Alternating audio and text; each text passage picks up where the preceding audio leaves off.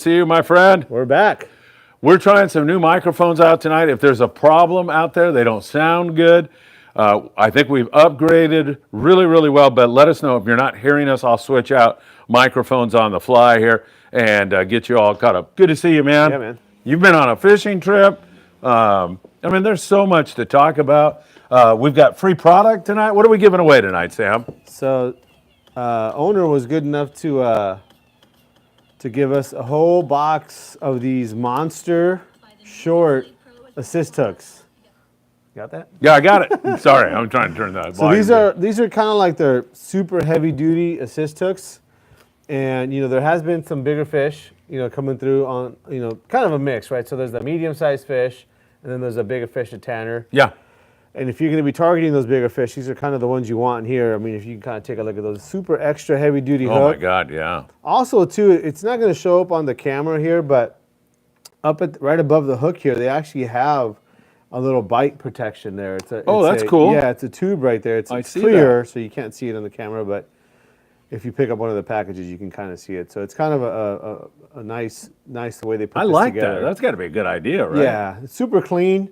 They're using the shrink tubing over all the knots and everything. So just the way that they put this together, it's about as Sano and heavy duty as you can get. So we got $140 worth of product for you. We'll be giving away tonight. You're going to have to come here and pick them up because I'm not good as a U.S. postal guy. So this is where the hooks are going to be. That's right. They're going to be right here. Thanks for joining us. Hit that like button. We'd really appreciate it if you could do that. And, of course, subscribe to Friedman Adventures. Come by Island Fishing Tqckle and meet up with Sam because he's one of the greatest guys. I hear it all the time, except from me, but everybody else says it, let me tell you. And you'll love the store. The inventory here is great. The kids that work here are fantastic. And Matt, who works here, he's such a magnanimous, wonderful guy. I love the guy. Tonight I came in, I shot a little video of him doing some stuff, and he was like, man, I love explaining stuff on video, and he's a great guy. He's good. So good, yeah. I love it. Yes. What's so funny? Is there something funny?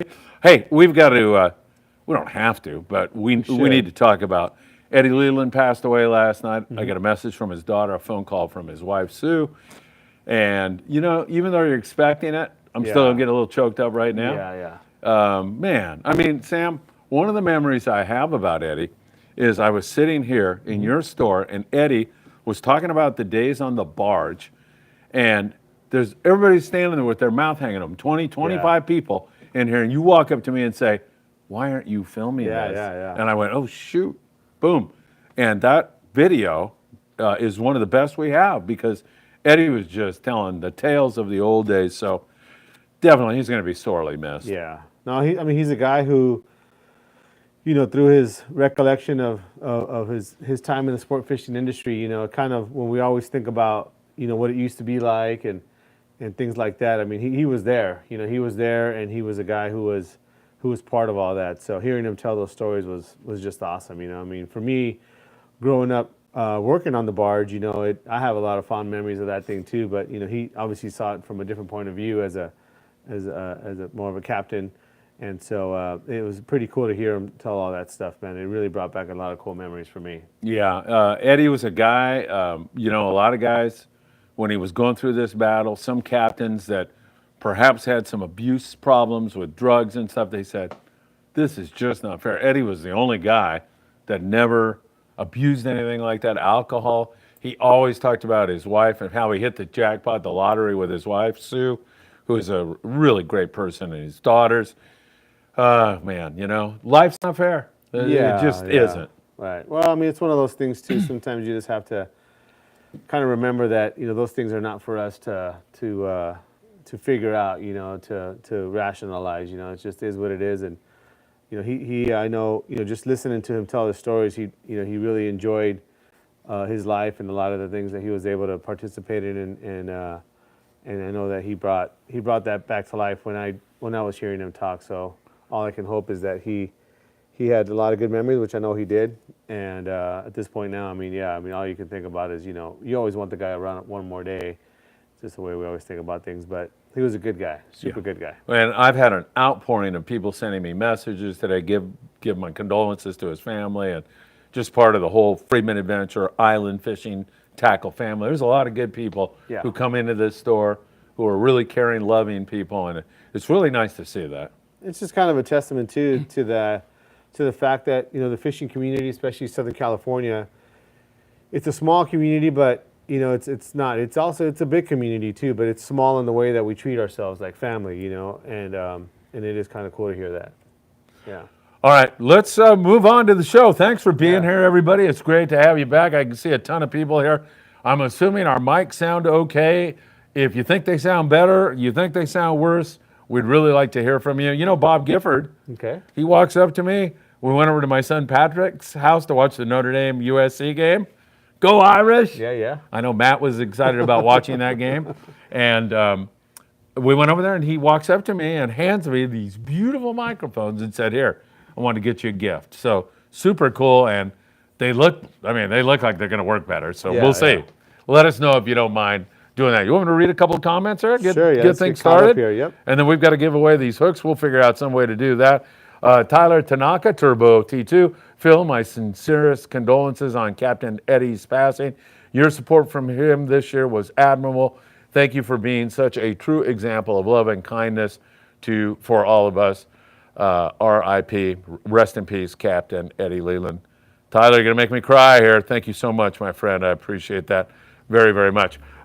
Trippin' Tommy says, here we go. Dan Smith.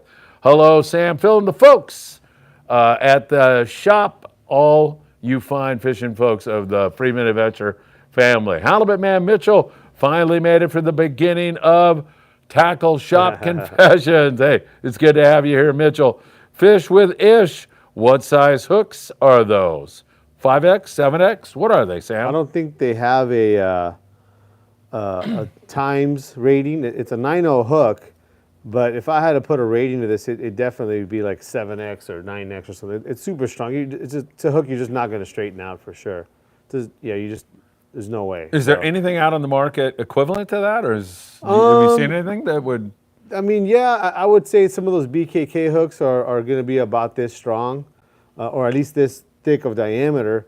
But this owner one here, I mean, it's just as beefy as you're going to be able to use. I mean, I can't see any situation in which you would have any trouble with this. Yeah, I don't bending either. out, straightening out, nothing like that. Yeah, in case you got to see these things to believe them. They are really strong, and like Sam says, you can't imagine a situation where one of those is going to straighten out or There's anything. no way. Yeah, right? there's no way. I don't care how much you pull on these things. And this is, I mean, owner makes a variety. I mean, giant amount of different kinds of hooks, from light, freshwater stuff to obviously this big saltwater stuff.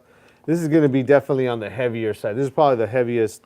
I'm sure it is. It's the heaviest assist hook that they make. They make all kinds of different ones, but these monsters, that's kind of what they're known for, is being their super strong one. And also they're the shorter ones too. Now we're using these big giant, knife jigs, and these will go good on those things there.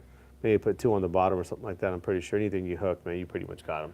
All right, Richie Rich says, best show on earth. Richard Graber. Richard, I got it. Yeah, Robert Graber. Good evening, Phil and Sam. Welcome back. All who need MNF, Monday Night Football, when you can have Tackle Box Confessions. Right, Woohoo! Yeah, who's playing tonight? Do you know? I don't know. I don't know either. My game was Saturday. Isaac says, good evening, gentlemen. Rest in peace, Captain Eddie. Richie Rich, we will never forget Eddie. May he rest in peace. Lovely. You guys are awesome. 540 Slingers. That is Jeff Yeomans, who's another exceptional human being. Good evening, Phil, Sam. My condolences to Eddie's family. This is beautiful stuff, you guys. Richard Graber, rest in peace, Captain Eddie. Prayers to the family. Yellowtail 69 Wasabi. Put up a sad emoji. Man, there's a real tribute going on here, and I think it's great, Sam. Mm-hmm. I mean, just beautiful stuff. Audio's good, by the way, is what I'm seeing there. Jaime Fernandez Jr., rest easy, Eddie. May his legacy live forever. Thanks, Phil and Sam, for your commitment to the service of the fishing community. Yeah, man, thank you. Yeah. We had no idea this was going to turn into a thing when we started it, did we? I was like, come on, Sam, let's try that. I think it's a good idea. And you were like, yeah, it sounds like it might work. And man, we go 2 weeks without doing the show, and all I get is message, when is Tackle Shop Confessions coming back? So we owe that all to you great folks out there. A ton of people watching already here tonight. Sifa says, sounds all good. All right, we love it. Dan Smith, Phil, can we have a short moment for Captain Eddie? Moment of silence? We can do that.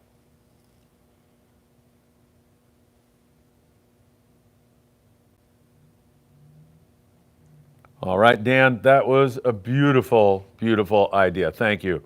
Audio sounds good. Matthew Cruz camera is looking good. HD. Man, we're on a roll tonight, Sam. I haven't managed to screw things up. How many times does that happen this year? They must be forgetting. It's been a little while since we've been on, so Yeah, things are a really. little hazy here. Oh, my God. All right, Brett Enter. Brett is a super good guy. He has a roofing company and does great work and is a super good family guy. I see him I haven't seen him for a long time, but see him at Bass Pro Shops and everything. You were a great friend to Captain Eddie. I thought that morning briefing when you brought him out to surffish was just fantastic. I was happy to meet him when you brought him out to Bass Pro Shops. Yeah, Brent, and I know, I mean, I can give you examples after examples of Eddie having such a positive effect on people. I bartended out at the Orange County Fair, and this woman, Terry is her name, her son died, and it was a horrible thing for her. She asked me, can we get a boat, and we want to take my son's ashes out. And the kids, the grandkids, or who, I think it was the grandkids, want to fish, actually. And the kid that died, was a fisherman. So he wanted that. And guess who was there to be the deckhand with me? I was the Eddie. Yeah. And they still, when I'm at the fairgrounds and they come to like the motorcycle races or something, those two kids, hey, say hi to Captain Eddie. Say hi to him for me. They've never forgotten. He was fantastic. I have a video of that too, so thank you so much, Brent. We really appreciate it. Yellowtail 69, my condolences to Eddie's family. Audio 5x5, really good tonight. And even balance between you two. Oh wow. My God. Tyler, if you were here, I'd kiss you. I turned his way down, you guys, so that's what happened.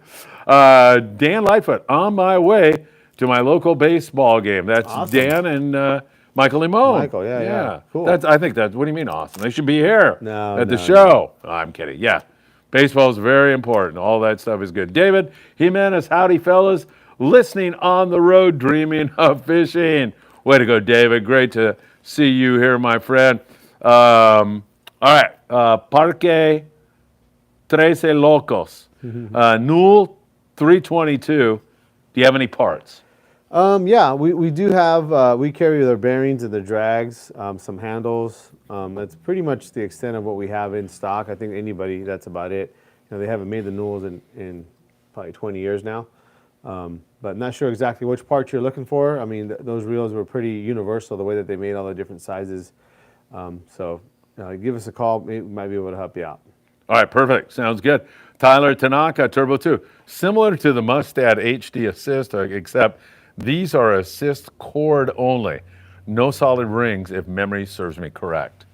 Yeah, in a way. I mean, this is still probably a thicker gauge hook than those Mustads, although the Mustads, I mean, are still a great hook. It's probably the hook that we sell the most of, just because the price is a little bit better, and they do offer with a ring, and they also have that flash kind of a mylar stuff, which is kind of nice too. I know a lot of guys like that, and it does seem to help at times. This is kind of more of a straightforward, just a heavy-duty hook only.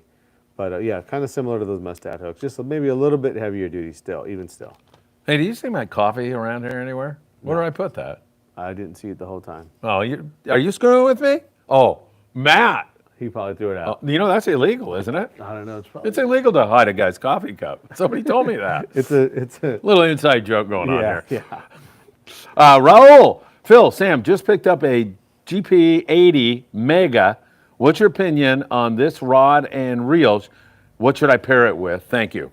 Yeah, you're going to answer. I'm going to look for my coffee cup. You got it. That 80 Mega is a really nice 25-pound reel, rod, 25 to 30-pound maybe. It really depends on kind of what you are going to be doing with that rod. It's kind of versatile in the sense that you start kind of leaning into maybe a slightly heavier line class for the size rod it is. But really, a lot of guys are going to be using that rod fly line fishing in kind of like your 25-pound, 30-pound test. So you want to use a reel accordingly. Something like a Trinidad Torium 14, maybe even a 16. But you can go with a 2-speed, like a Talica 10, Speedmaster 10, something along those sizes, or like a small, maybe a Avid SX 2-speed, maybe even a SX Raptor or something like that would be nice. Kind of a small package. That blank, even though it's powerful, still is lightweight. And so even though you can put a larger reel on it, maybe like a 25 narrow or something like that, it might feel a little bit big depending on how you build the handle.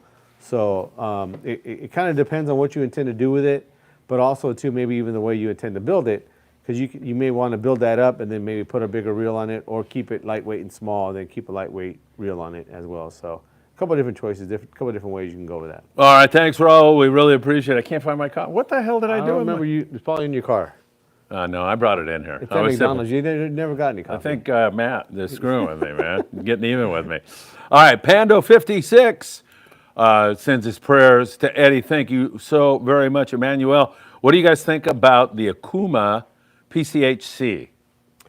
Well, that whole series of rods, those Pacific Coast, PCH custom rods, they're great rods. It's a pretty wide line of rods, and so, but all the way down from their like 15 to 20 pound rods all the way up to their rail rods, they're pretty clean, and they pretty much are kind of a price point rod.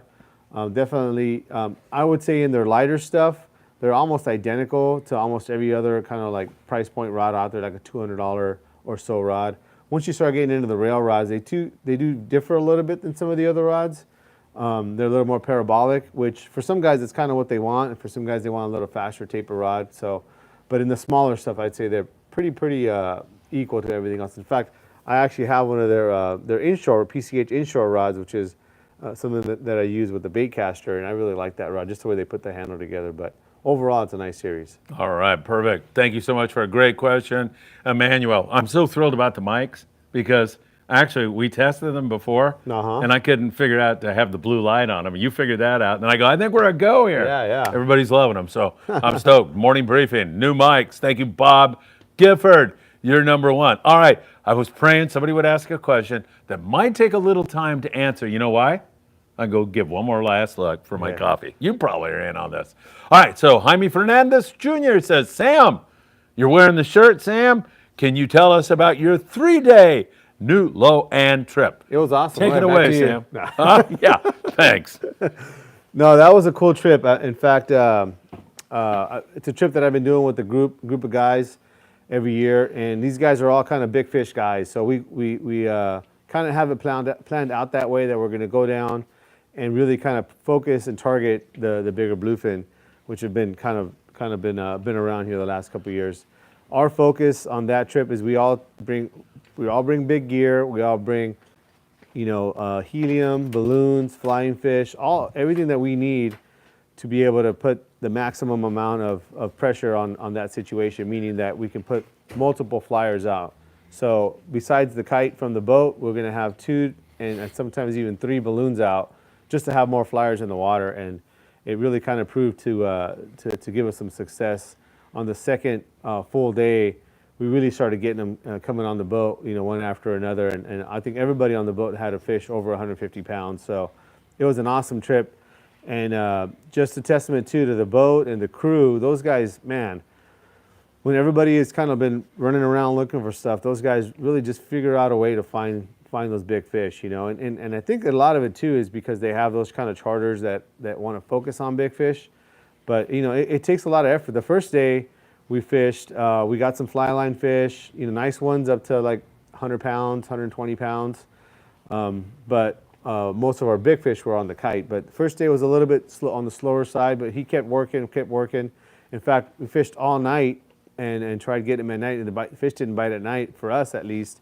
And it might have been something that had to do with the big fish in that big fish zone. We're just kind of in a different mode. But on that second full day that we had to fish, we same thing. We worked all day till we found a patch of fish. In fact, he was kind of like recounting the story to us here as in the galley when it says one of the crew members spotted basically a few birds like 3 miles west of where we were already working. And we had caught some fish, but he says, you know what? This is looking like a good batch of fish. And then 2 birds turned into 10 birds, 10 birds turned into 20 birds. He's like, oh yeah, we got to go over there and look.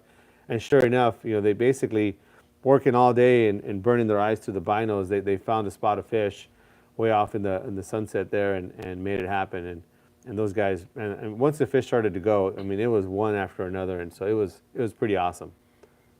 You know, this big fish bite here recently, New Loan had a trip after your trip, 50 fish from 130 to 197. Yep. That's incredible. It's crazy. I mean, I know they had a trip right before us too, the same thing, you know, and like I said, it isn't like those fish aren't there to get. It does require kind of a concerted effort from the group, you know, and it's probably not something that they're going to be able to take a open charter group that maybe doesn't have all that kind of tackle. And sure enough, they can catch some fish at times, but unless you have the whole group kind of in that mode where they can hook a big fish, kill it quickly, not lose it, and not get tangled with each other and things like that to get a bigger number.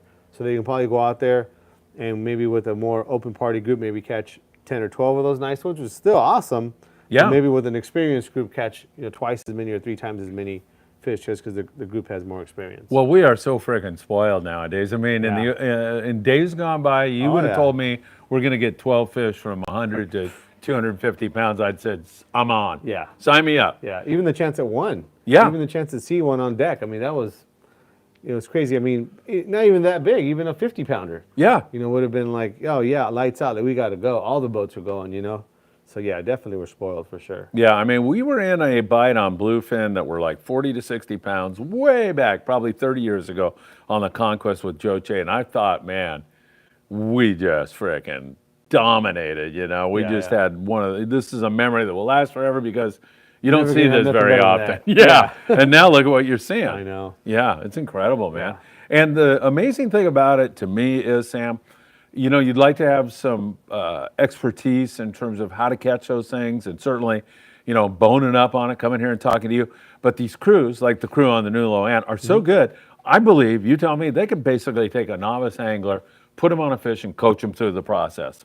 Yeah, for sure. I mean, it's not something that you have to have, to be on those trips. It's just to be able to hook that many fish, it's going to require more guys participating. But yeah, you're right. I mean, anybody who goes out there and wants to have that experience, you go on the right boat like that, and you're definitely going to have a chance. Obviously, it's hard to get on that boat. You just can't go down there and buy a ticket, for the big fish trip, But definitely, if you're on one of those trips, you definitely stand a chance of getting a big one no matter who you are. All right, perfect. Good stuff. And man, I don't see it slowing down. I do see a week ahead of gorgeous weather. It's going to be flat, calm until, of course, Friday when we leave on the Independence, and it looks like a hurricane out on Tanner and Cortez. Really? Yeah, it does. Man. Maybe we'll go south, or maybe the forecast is up, but it does look like it's going to get breezy on the weekend. But from now until Friday, it's beautiful, gorgeous, gorgeous weather. In fact, until Saturday. Yeah, right when we're out there. It's me, man. I'm at fault here again. Really, really good stuff. Hey, leave a comment down below. Do you think I will?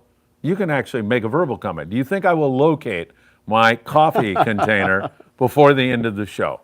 Yes or no? Yes, I will find it. No, I will not. Check the trash?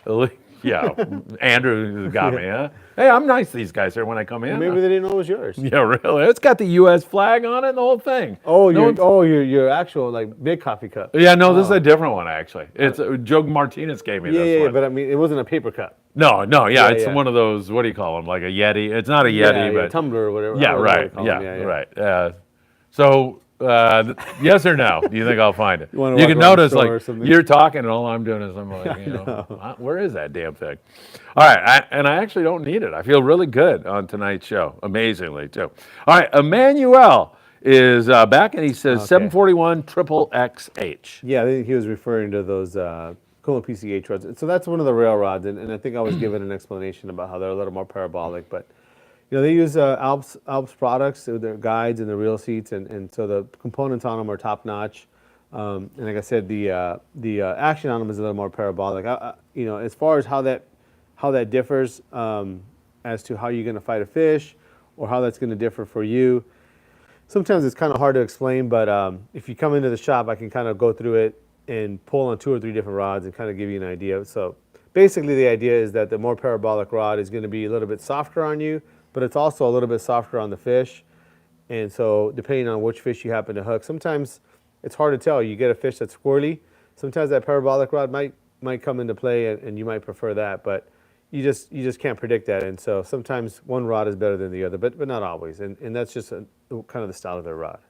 Dan Smith says, Phil, is that a new mic setup you and Sam have on? Yeah. Oh, you're going to go look for it? All right. There. Yeah, it is. And I hope it sounds good, Dan. We're trying some new mics out here. Bob Gifford actually got it for us and got it for Sam and I. And appreciate you noticing that. Parque Trece Locos says, gracias, Phil. Let's see. Oh, I skipped over one. Stimulate. Stimulate had a good joke. Can you hear me, Sam? Yeah. All right, now I bet, can you hear Sam? Because he's really far away. I'm curious if we could test that. Anyway, Stimulate on the last trip, on the last show, live show. Stimulate says, what do you call a gaff for a halibut? Sam? A butt lift. Oh, you heard it. Yeah. Stimulate. Thank you very much. He says, fishing is the only thing that's given me peace since my mother died 2 years ago. And I get it. I know exactly what you're talking about because a lot of people, I mean, it's not about the fishing or it's not about the catching. It is about the fishing. It's about the adventure, the camaraderie, you know, getting your mind on something, having a reason to get up in the morning. These things are really important. And, you know, if your reason is to get up and find out about the fishing and be involved in the outdoors and, you know, that's important stuff. If your mission in life is something like finding my coffee cup, well, I deeply appreciate your mission in life, like Sam right now. That has become his thing. Where the hell did I put it? It's not here. That's weird. I'm telling you. You didn't All bring right. it in. It's in your car. Oh, no, I'm not going to go look. Stimulate. All right, good stuff. Thank you so much. So he uses fishing. His mother passed away a couple of years ago, and it's brought him peace. It makes sense, right? Getting out on the water is just nothing like it. All right, let's see. Trip and Tommy, Stimulate. I hear you, guy. That resonates with him. Jeremy, good evening. Fishing friends, good evening, Jeremy. Good to see you. Parque Trece Locos. It's hell getting old, Phil. Yeah, no kidding, man. Where's my coffee cup? You know, I had that coffee cup right here. And I swear to God, yeah, something like that. Matthew Cruz, what's a great lightweight surface iron rod that I could cast all day long? Good question, Matthew.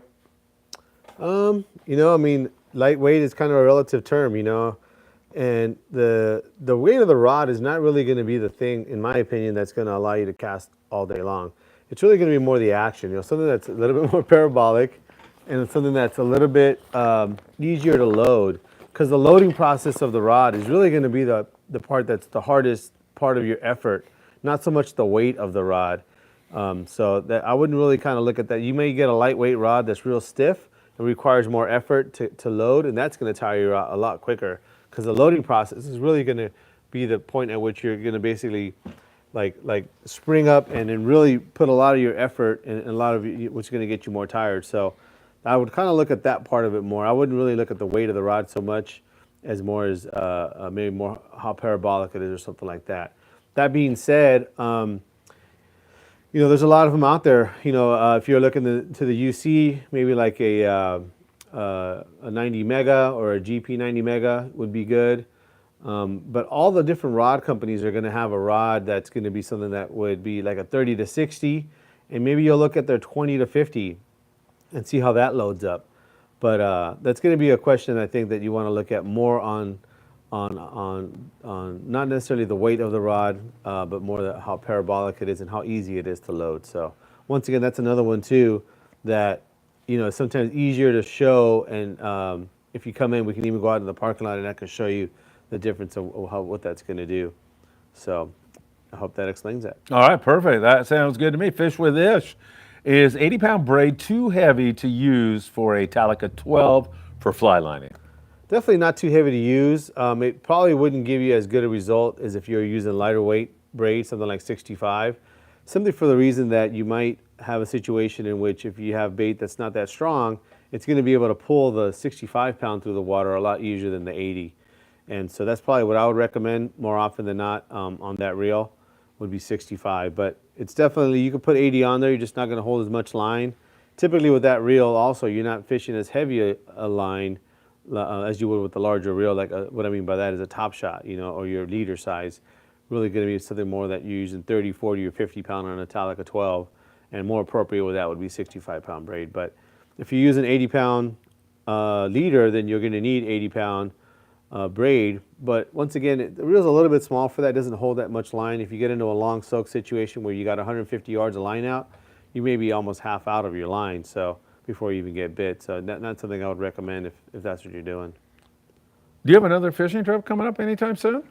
Not until November, mid-November, I do my big 11-day trip. Oh, really? Yeah, so I'll be missing 2 shows. How are 2 these weeks. people going to get through this? I don't know. You have to make something up. Yeah, really. Well, let's see. I'll be gone. Oh, well, I'm November 3rd, just day and a half trip. Okay. Horizon, and then That's a Monday. That's a it's a Friday night departure. back Monday morning. Sunday morning, I think. Day and a half? yeah. Oh, yeah. Yeah. Oh, so you're back. Yeah, Okay. I'm back. We'll figure it out.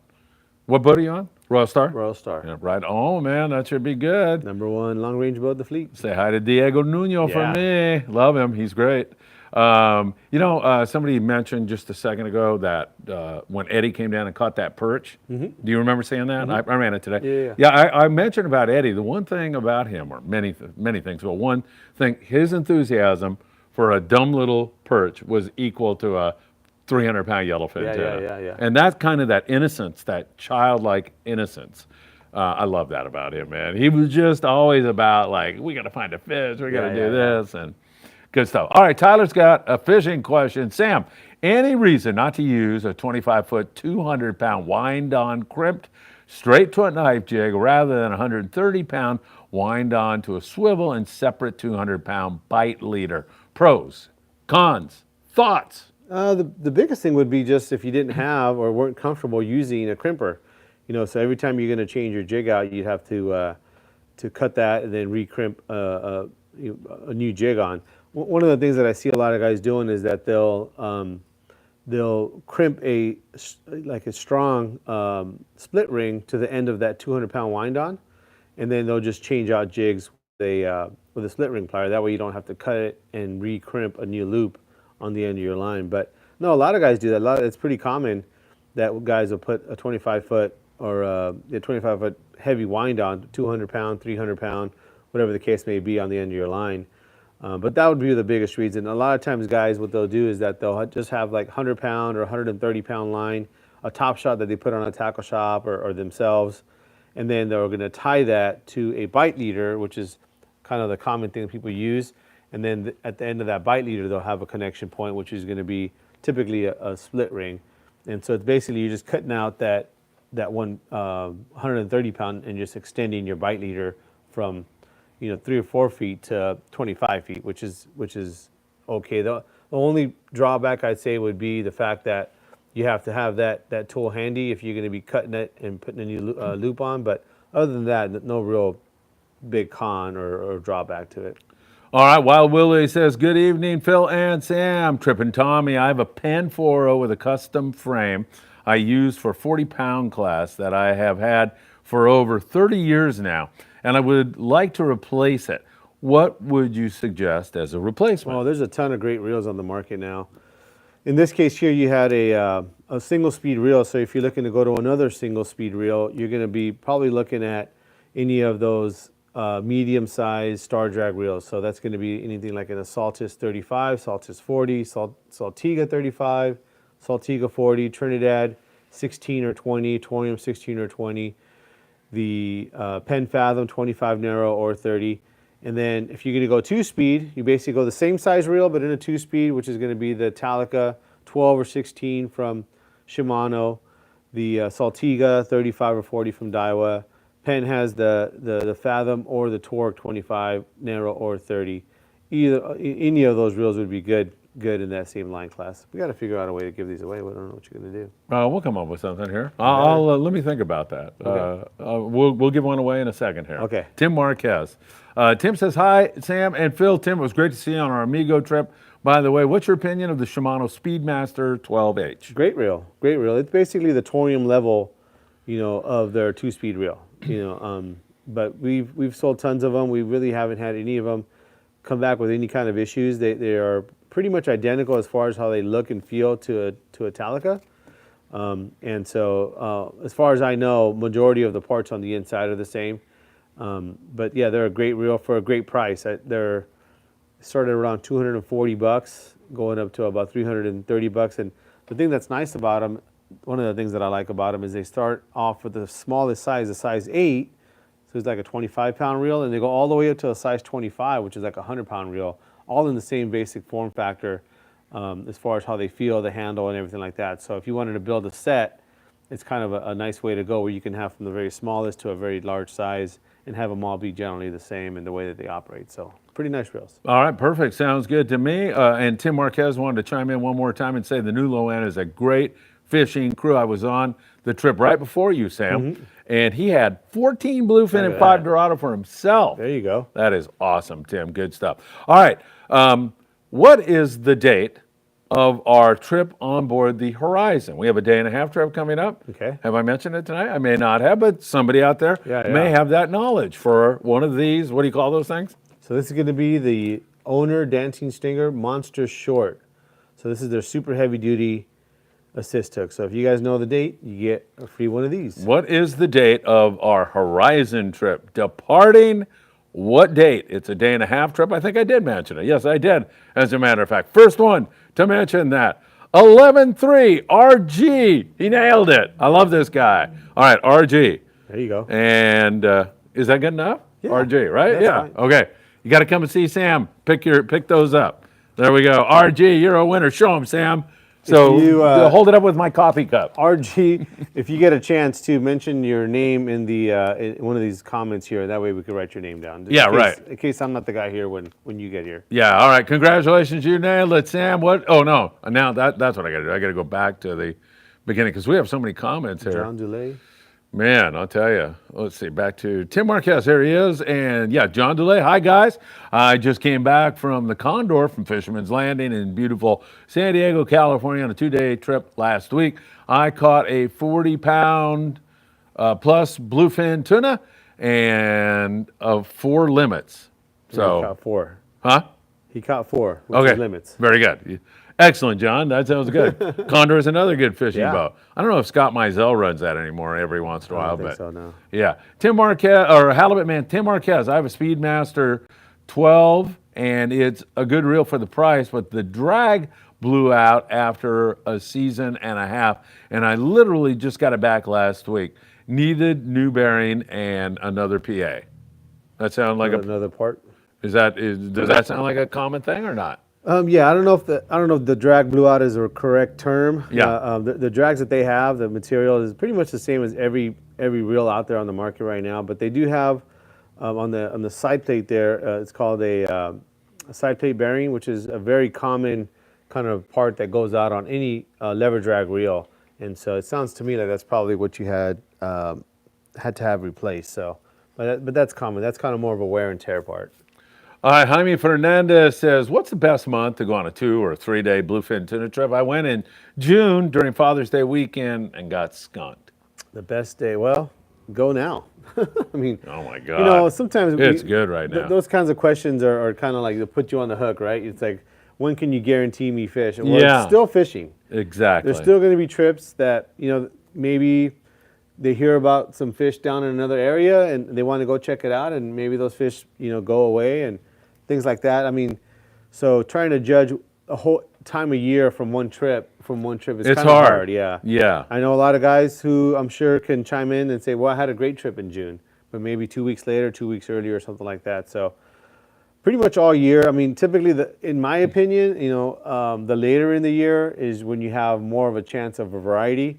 You start getting some of the yellowfin, some of the Dorado, and sometimes even the bigger bluefin as well. So I like fishing later in the year myself, October, November. It's kind of a small window for me because I really can't go when it's real busy, June, July, August, September. But if I can go later in the year, that's typically when I'll go, September, October. But June's still good. We do a June 3-day trip on the Royal Star, and we've had great fishing the last couple of years doing that trip. So sucks you had a bad trip, but I wouldn't give up on it for sure. Not based on the one trip. All right, Halibut Man Mitchell has no confidence that I will find my coffee. John says absolutely. Wild Willie says you left it in your vehicle. I'm starting to think you're right about that. Yes, you will find it. Says Dan Smith, saltwater, California saltwater. Fishing says, hey, Sam and Phil, you'll find it in a couple of days. Paul, and thanks, Paul, for the confidence there, man. He's probably right, too. Daniel Llanos, Sam and Phil, what are your thoughts on the trolling Gromexius reels? Good or bad? I haven't had really any exposure to those trolling reels at all. I know that they're smaller reels. We had a few in. They're jigging reels, and it seems like they're decent reels, but really haven't had too much experience with those. Especially when you get into that heavy-duty application, as far as for trolling, I would probably want to stick to like the stuff that's already tried and true. Shimano, Penn, Daiwa, that kind of thing.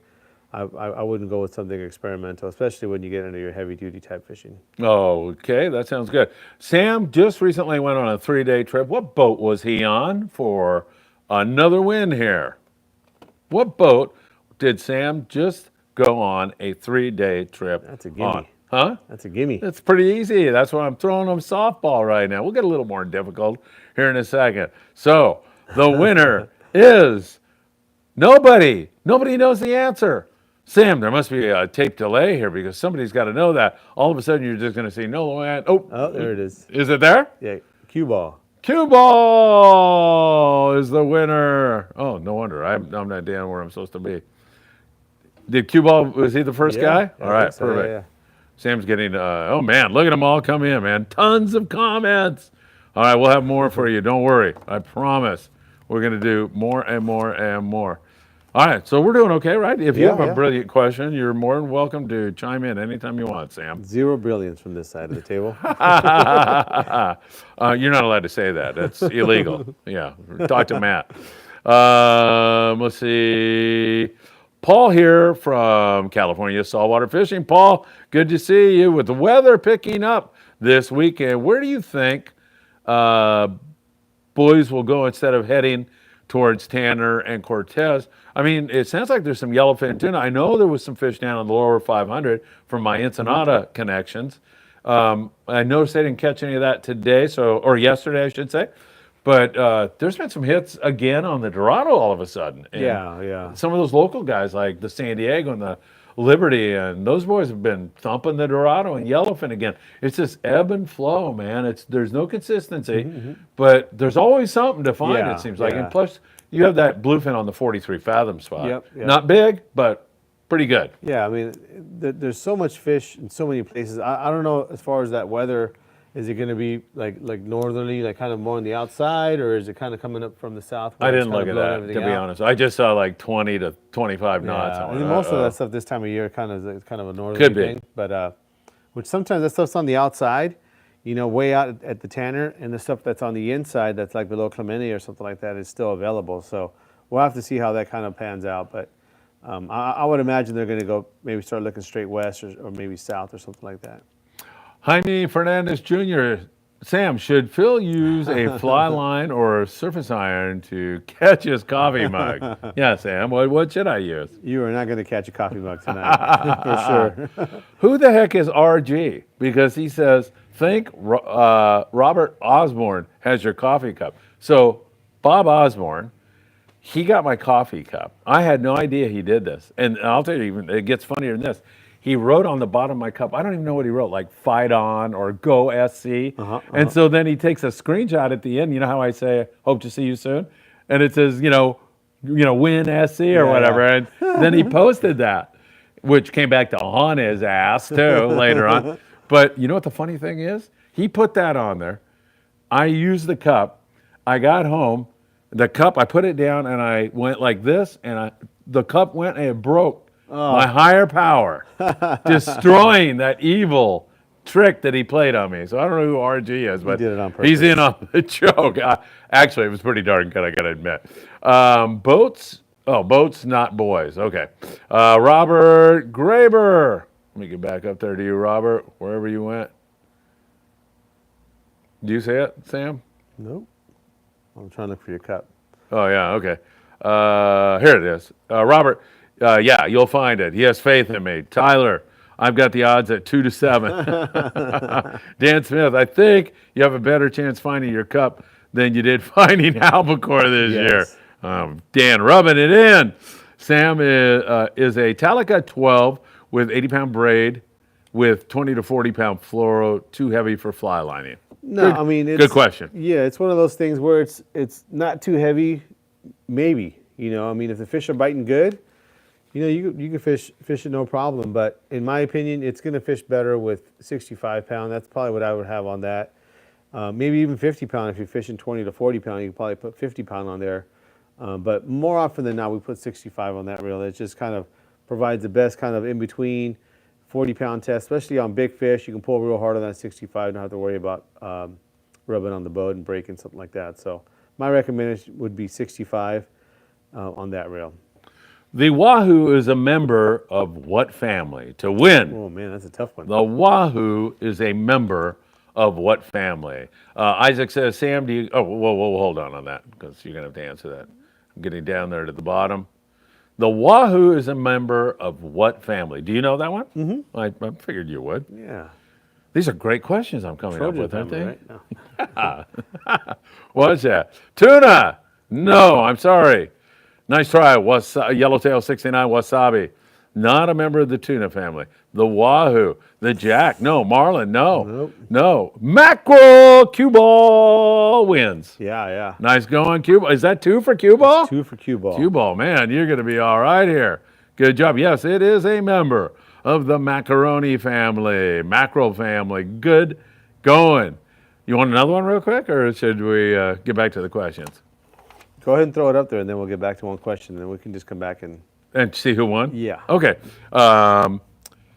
They are known as California's bonefish. They're a surf fish that you actually stock, and they're in very shallow water and discriminating feeders that you need to use light line on. What is it? All right. Do you know that? Is that clear enough? Okay, very good. Let's see. Sam, do you carry... Yeah. Do you carry reel parts, or is that something you have to order? Looking for the spring for the shifting high and low speed in a Raptor.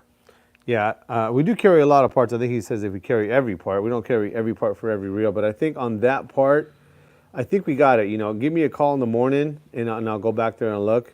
But I think I actually have that part that you're looking for. All right, and it looks like Chris Nakashi actually has a Corvina. All right. He's right on. Chris, good to see you, my friend. Chris is a guy who always supports anything we do with regard to helping in Mexico or anything else. Chris, it's good to see you. It is a Corvina. There's a lot of right answers up there. You guys are awesome tonight. Really appreciate you participating. We've got how many more of those to give out? 7 more. 7 more. Man, great questions tonight, right? Actually, 6 more. Q-Ball's got 1. Oh, wow. Q-Ball's got 2. The host of the show is coming up with these brilliant questions. Don't you agree? The brilliance is hard to endure. Can hardly stand it, right? Can't hardly stand The it. brilliance. I can't find his coffee cup. It's got to be in my car. Are we going to open the door and I run out there before the end of the show? If you want. I don't know. I'm asking you. What do you think? No. We'll just leave it as a. I'll mention on the morning briefing tomorrow. Yeah. You really want to Talking know what point. happened to my coffee cup? Tune in to the morning briefing tomorrow morning. All right. David Jimenez. Donde? David Jimenez is asking if I sell rod racks for pickup trucks. I don't. I've seen some of those. I think most of those guys maybe make them themselves. There's ones where they're kind of rod holders and they stick the rod out like that. I don't. I mean, most of the guys just kind of bundle up the rods and kind of stick them in a corner, a little bungee cord around there, but I don't have those. 540. 540 Slinger. Yeah, I'm back on it again, Sam. You can't keep me down for too long. Phil, how bad is the weather supposed to get this weekend going out on the Migo Friday night? I might want to look at that again. I'm not sure if it manifests itself late on Saturday or early on Saturday. I do know I looked at it kind of preparing for the morning briefing tomorrow, and of course I'm going to look at it in greater detail before I go on. It looked nasty. It looked like it was going to blow out there, like 20, 25, something like that. It looked pretty nasty. Now, it's Monday, and that's a long enough prognostication that I would say they're not always accurate on that. Not that far Although, out. man, they've been like nailing it here recently. On our Amigo trip, I mean, they had it just pegged exactly what they forecast happened, down to a 2-hour blow in the afternoon, and then it laid down right after it, and that was what they were calling for. So looks kind of nasty, but I don't panic quite yet. panic when I find my coffee cup. Tyler Tanaka. And to add, I really enjoy other therapeutic aspects of fishing. The tackle prep, packing my lure box over and over, giving Sam my money. Yeah, my God, I know. Making wind-ons and leaders, etc. Yeah, I mean, it's just all part of it, right? Yeah, The yeah, anticipation, dreaming. Yep, yep. Yeah. Yeah, I mean that's kind of the cool thing, I mean, it's still a hobby, and that's one of the things I try to remember. I still people tackle, and I want them to be successful, but at the same time, I want them to have fun. And so sometimes, you got to try to like extract as much fun out of the experience, and the tackle preparation is almost sometimes just as fun as the fishing, because you're trying to figure out how much stuff you can cram in your boxes and things like that. But yeah, he's right. I actually enjoy getting my tackle ready as well. It's just one of the better, more fun parts of the trip. Do you enjoy like you're on your 11-day trip and you say you have a 2-day run or a 3-day run or something? Do you enjoy that part of it or not? I do. I do now. I didn't when I was a young man. Really? No, because I've always had. you want to get like to it. Now you're like, man, you get to relax a little bit. Yeah, I've always enjoyed. I mean, I also kind of try to appreciate, what the deal is. You're only going to get so much fishing time, whatever trip you're on, and so you want to enjoy every part of it, right? Yeah. And so, to me, I've always enjoyed the camaraderie with the group, and my exposure, a lot of my exposure. I mean, I've been really lucky to be in the fishing industry here for so long. Is a lot of times I was going because I was a charter master. Yeah. So that's why I was going on these trips. I couldn't afford to go. I could only go if they were helping me out. But my job was to kind of like make sure everyone's okay and things like that. So my mind was always wrapped around that part of it, even on travel days. But I really So you're enjoyed, busy, just I was making sure busy. everybody's having and positive experience. I just enjoyed the camaraderie, and I think Yeah. that on these kinds of trips, especially the longer trips, that's one of the things that people like coming back for. Is it's kind of like a reunion of sorts, with your buddies, and so to me, I really enjoyed kind of creating that and fostering that, and to me, so that's kind of where I would spend a lot of my time on those travel days. And truth be told, too, I mean, those are my sleeping days, too. I take advantage of that, too. I mean, they feed you so good, but I definitely get my sleep in on those days as well. But yeah, I definitely love even that part of the trip. Yeah, Tyler, we totally agree, man. It's just such a good sport, wholesome sport, and it's a great thing. Good way to get away from life for a while. David Alcantara, good evening, fellas. Phil, I just started the carnivore diet today. Hey, go. have a ribeye on me, David. Good luck on that. I think if you hang in there for a couple of weeks, you'll settle in and it'll be great. Sam, my offshore season is pretty much over, but looking forward to spring for white sea bass. Do I want a moderate or fast rod? By the way, David, they're already seeing squid all over the place, which bodes well for the spring. So I think it's going to be a good one. So in years past, we always looked for a really moderate rod for sea bass. Always thinking about, a soft mouth, pulling hooks and things like that, almost like halibut fishing. And sometimes that's still the case, if you're having to fish like a sardine or smaller bait, and you're using smaller hooks, you still probably want to have a more moderate rod. But the last few years with all this fishing with the big flukes and fishing with big squid, putting multiple squids on your hook, things like that, and you're using a big hook, this Aki Twist owner hook is something that's become really popular. That 7.0, 8.0 big giant hook, that really puts you in a really big advantage position. And so you can use a little bit stiffer rod, a more faster rod. So, back in the day, that's kind of what we went to as a softer rod for sea bass, and it still works fine. The sea bass really aren't the big, fighting fish like a yellowtail or something like that. So you don't really have to worry about muscling a fish all the time. But I would say you can still go with the moderate rod, but maybe you don't have to. I wouldn't go out and buy a special sea bass rod anymore. Anything you normally use for yellowtail would be just fine. All right, perfect. Hey, hit that like button, you guys. We could really use your support that way. I don't want Sam to break into tears. And if you want me to go out into my car and see if my coffee cup is there, so bad, huh? You can leave a comment down below. I'm starting to I feel like I need it. Not really.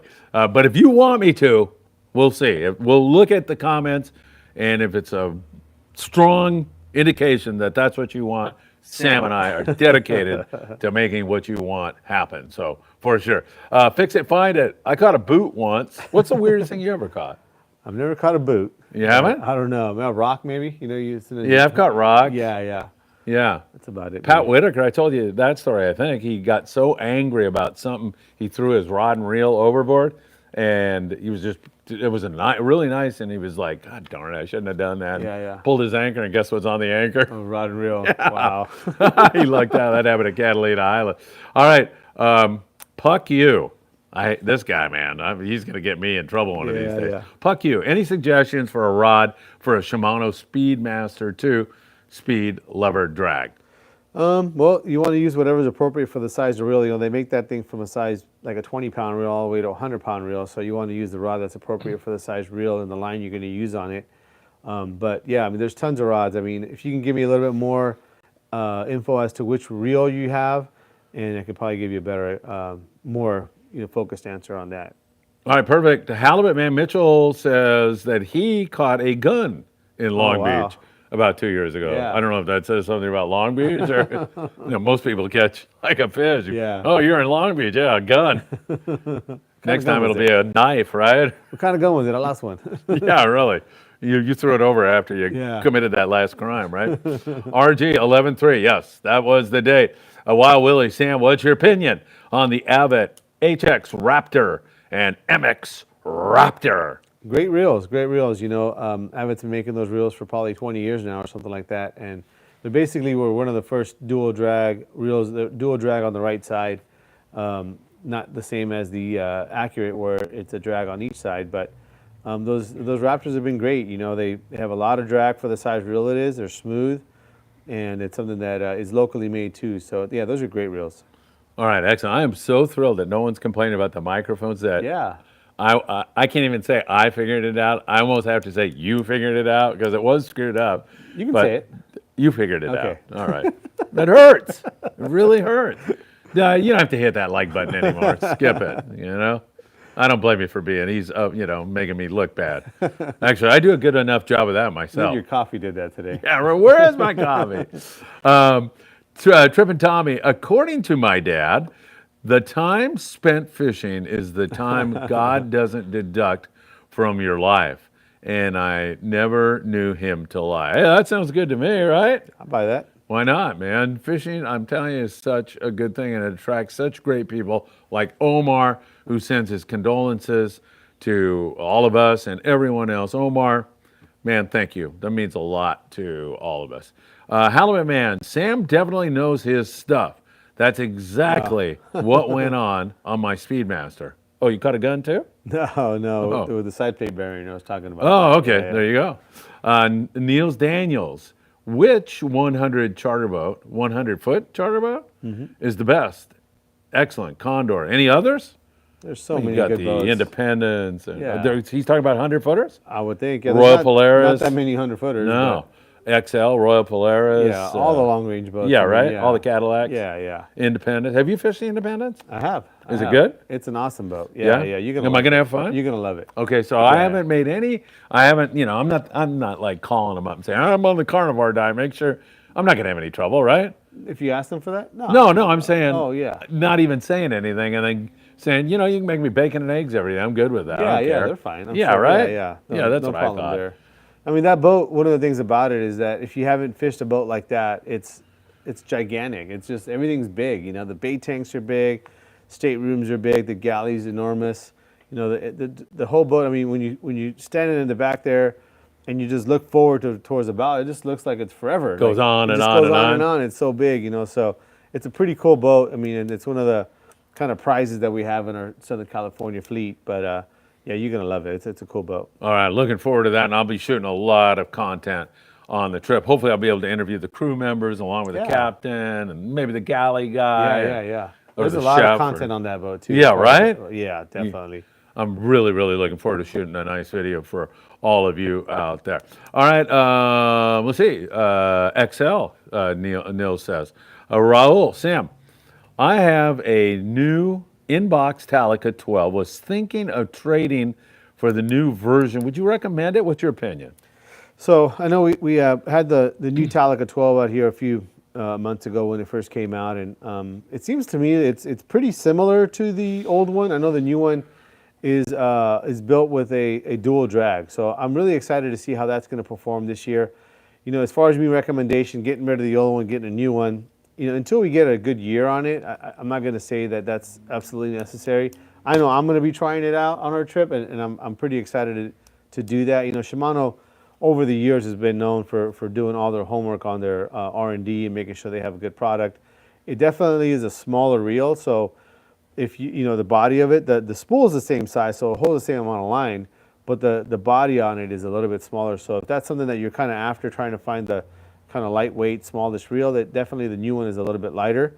But that old one did such a good job. I just don't have a reason to get rid of that one, except for that you just want the newest one. But that old one, there's really not a whole lot of complaints on it. So it's kind of debatable. Sorry for if I can't give you a clear answer. But that's a good answer. Debatable. Yeah, we'll take that. November the 3rd, I'll be on board the Horizon. You can book that by going to horizoncharters.com. That trip is November the 3rd. And jump on there. We'd love to have you out for our last trip of, I have 2033 on there instead of 23. And I'm not changing it. People will figure it out. All right, so November the 3rd. This Thursday night, I'll be at the Christian Fibbers Club. Right, yeah, and then club. The next morning, I'll be on the 5-day trip. So looking forward to that. Those guys are really awesome people. In fact, they got this whole thing going on where they've been collecting shoes for a month now. Yeah. And then they're going to turn it all over to me. People that come to the meeting can bring a used pair of shoes or a new pair of shoes, whatever you want to do, to ship down to Mexico for Christmas this year. So all good stuff, man. Very good. Thanks for being a part of that. I appreciate it. You're always motivating me to do more. You, me, Diego, we got that all rolling this year. It was great. All right, let's see. What rail rod, Emmanuel wants to know, what rail rod do you recommend for an Abbott HXW 5.2 Raptor? So that's going to be one that generally most guys are using that for a knife jig rig. So you want to use something pretty heavy, something that the lower rating is maybe at 80. So like an 80 to 130, maybe even a 60 to 130, depending on the brand. But that's going to be the rod that I would recommend with that reel. Now, I always ask, is this going to be your heaviest rig? So if you have something bigger, you might actually go with a little bit lighter rod, maybe like a 50 to 100 or something like that, and where maybe your next bigger rig is going to be your 60 to 130, 80 to 130. So it really kind of depends on what you're going to be doing with that reel and where it falls in your lineup. As far as model numbers, you're going to be looking at the CalStar 775 XH or 2XH, United Composites, the Centaur or the Viper are going to be the two that kind of fit good with that reel. And in the Phoenix, they have the 2X rod and the 3X rods, even the 2X and 3X. That Daiwa rod, that Proteus rail rod, has been kind of a huge hit, and it's actually a really nice rod. That'd be a nice one for it too. But anything in that kind of line class is what I would recommend. All right, good stuff. Ready for another question? Let's do it. All right. I just forgot what I was going to ask. I had a good one too. What was it? Wasn't that good? Yeah, no. Oh, yes. Here we go. What city is Island Fishing Tqckle Oh, in? yeah, that's a good question. What city is good one. Island Fishing Tqckle in, where we find ourselves this evening? That's a good one. Yeah, right? Huh? Yep. Man, I'm telling you, I've been all over this. Halibut Man says Carson, California, and I believe that's the first one. So Mitchell, Halibut Man, is the winner. Man, right here in beautiful Carson, California. What are your hours here, Sam? We are open Monday through Saturday, 10 to 6. And that's it. Monday through Saturday, 10 to 6. How come you're not open on Sunday, too? Don't you want to work 7 days a week? I used to. Did you really? Yeah, 7 days a week here before. And what happened? Burned out? Your wife said she was going to kill you? When we got into COVID, I kind of just cut it down from 7 days to 6 and kind of just never went back. But, that family time has been important. As the kids are getting older, it's just something I'm just not going to give up. I don't blame you one bit. Yeah, I know exactly what you mean. All right, where are we? Oh, shoot. I can see here. It looks like Isaac says it's on your car or on your counter at home. Maybe true. be. I don't know. It's a mystery. I don't see anybody saying I should go find it. If they do, we'll do it. All right. David said I was on a 3-day trip in early June on the Polaris Supreme, and we had limits with most fish in the 40 to 70 pound class. Pretty good, huh? All right. Tyler, $5 bill to us. Go Irish, man. Tyler, I love you. Way to call it, Phil. Rest in peace, Captain Leland. Thank you for your time and sharing your knowledge, Sam. Thank you so much, Tyler. Man, no problem. Are you an Irish fan too, man? Come on. That was a hell of a game, let me tell you. Man, I woke up the echoes in that game, yelling and screaming. Yellowtail 69 Wasabi. Okay, we've already gone through this, right? Mackerel was the answer there. How about Frankie? Yeah. Frankie says, hey guys, I was at Island Fishing Tqckle Shop last week, and Sam gave me some great advice on some circle hooks. I ended up catching limits on the native sun. By any chance, do you have UC RCX 80 Raptor rods? First of all, Frankie, congratulations, and Sam, good job, man. Yeah. That always feels good hearing that. It does, man. And that's great, Frankie. Ultimately, my goal is to make sure you guys go out and catch more fish, man. But I do have, actually, I just kind of looked over at the rack there. I have one of those rods in stock. That's a really cool rod, actually, that 80 Raptor. And it's a brand new rod from them. It's I think their only factory 8-foot rail rod. But that thing has such nice action. It's a super cool rod. I have one. So give me a call tomorrow morning and set that aside for you. All right, hit that like button, everybody. Appreciate it. We're surging up toward 50. We can get to 50 in 2 minutes. I'm positive about that. 100 people watching, Sam. We are competing with Monday Night Football. There's nothing that can stop us, let me tell you. Gabe says, I'm doing an overnighter. What kind of braided line should I use, 80 or 100 pound? Toyota Doc. Either way, you know, I mean, most likely I was going to kind of go for the 100, but it really depends on the reel you're using, if it even will fit enough 100-pound line. You know, what I would recommend for the night would be the meter line. That'd be number one, what I would recommend. Some of the different brands are thicker and thinner, so depending on what reel you're going to put it on, you might have to go with the 80 just to get enough line on your reel. But either one, 80 or 100, I would go with the 100 as long as your reel will take at least 450 yards, something like that. If your reel's not going to take that much line, like down to 300 yards, you might want to go down to 80 to get a little bit more line capacity. But the 100 if you can fit it on your reel. All right, Frankie was the one who asked you about the UC rod. He wants to know the price on that and what reel would you use with that? You know, I don't know the price off the top of my head here, but once again, when you call in the morning, I can check that out for you. But I know it's going to be in that $600 range. As far as the reel, you're looking at maybe something like in the kind of springs to mind right away is going to be that Saltwater 55, a 2-speed. That'd be one of them. I really like the Makara 15T. It's kind of like a medium large reel that takes about 500 yards at 80. It's a super nice reel. Something like that. Maybe a HX Raptor, maybe a Accurate 600, something in that kind of a little bit larger than medium, but not too big of a reel. All right, good stuff. Ton of participation tonight. Every time we ask a question, finally catch up. And Yeah, there's a whole string of them. Yeah, that's great. Thank you so much, everybody. I have another question for you right after we hit Jaime here. Jaime Fernandez Jr. is asking all kinds of great questions tonight. Did the Penn Fathom ultimately, is that the reason the Penn Torque became discontinued? Did the Fathom? I don't know, yeah. I don't think so. I'm sure that they're going to redo that Torque. I mean, we sell a lot of them still. We have them in stock, quite a few of them. So I don't think that's the case. They may be renewing it or something like that. I don't know if you're talking about the Star Drag reel or the lever drag reel. I don't know if the lever drag reel has been discontinued yet, but I know that the Star Drag reel was. But no, they may be coming up with something new.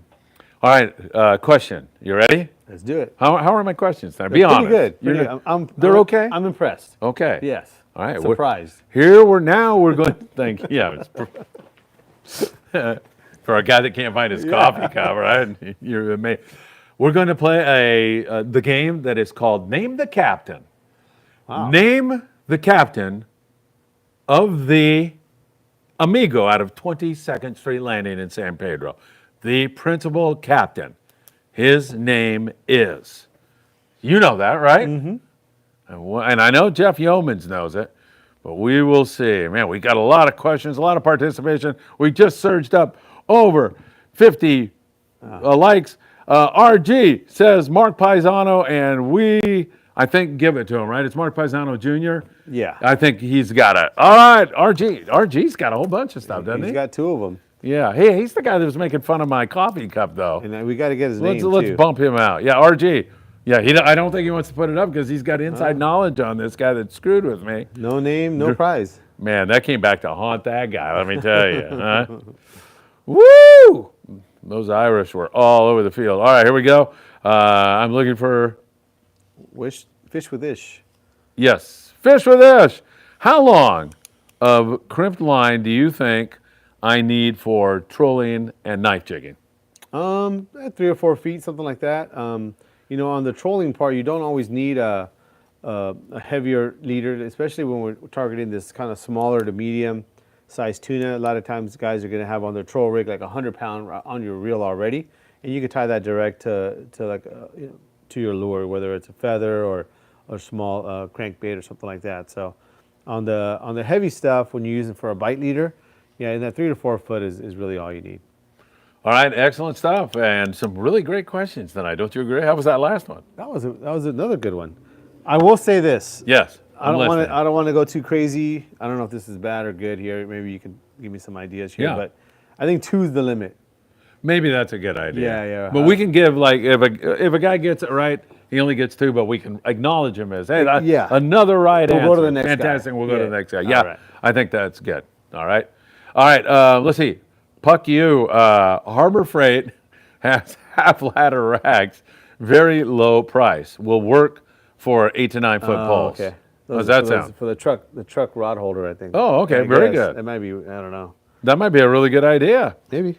All right, Nils Daniels, who is running the Liberty and how are they doing? Years ago, I used to almost live on her. Liberty had a 2-day trip.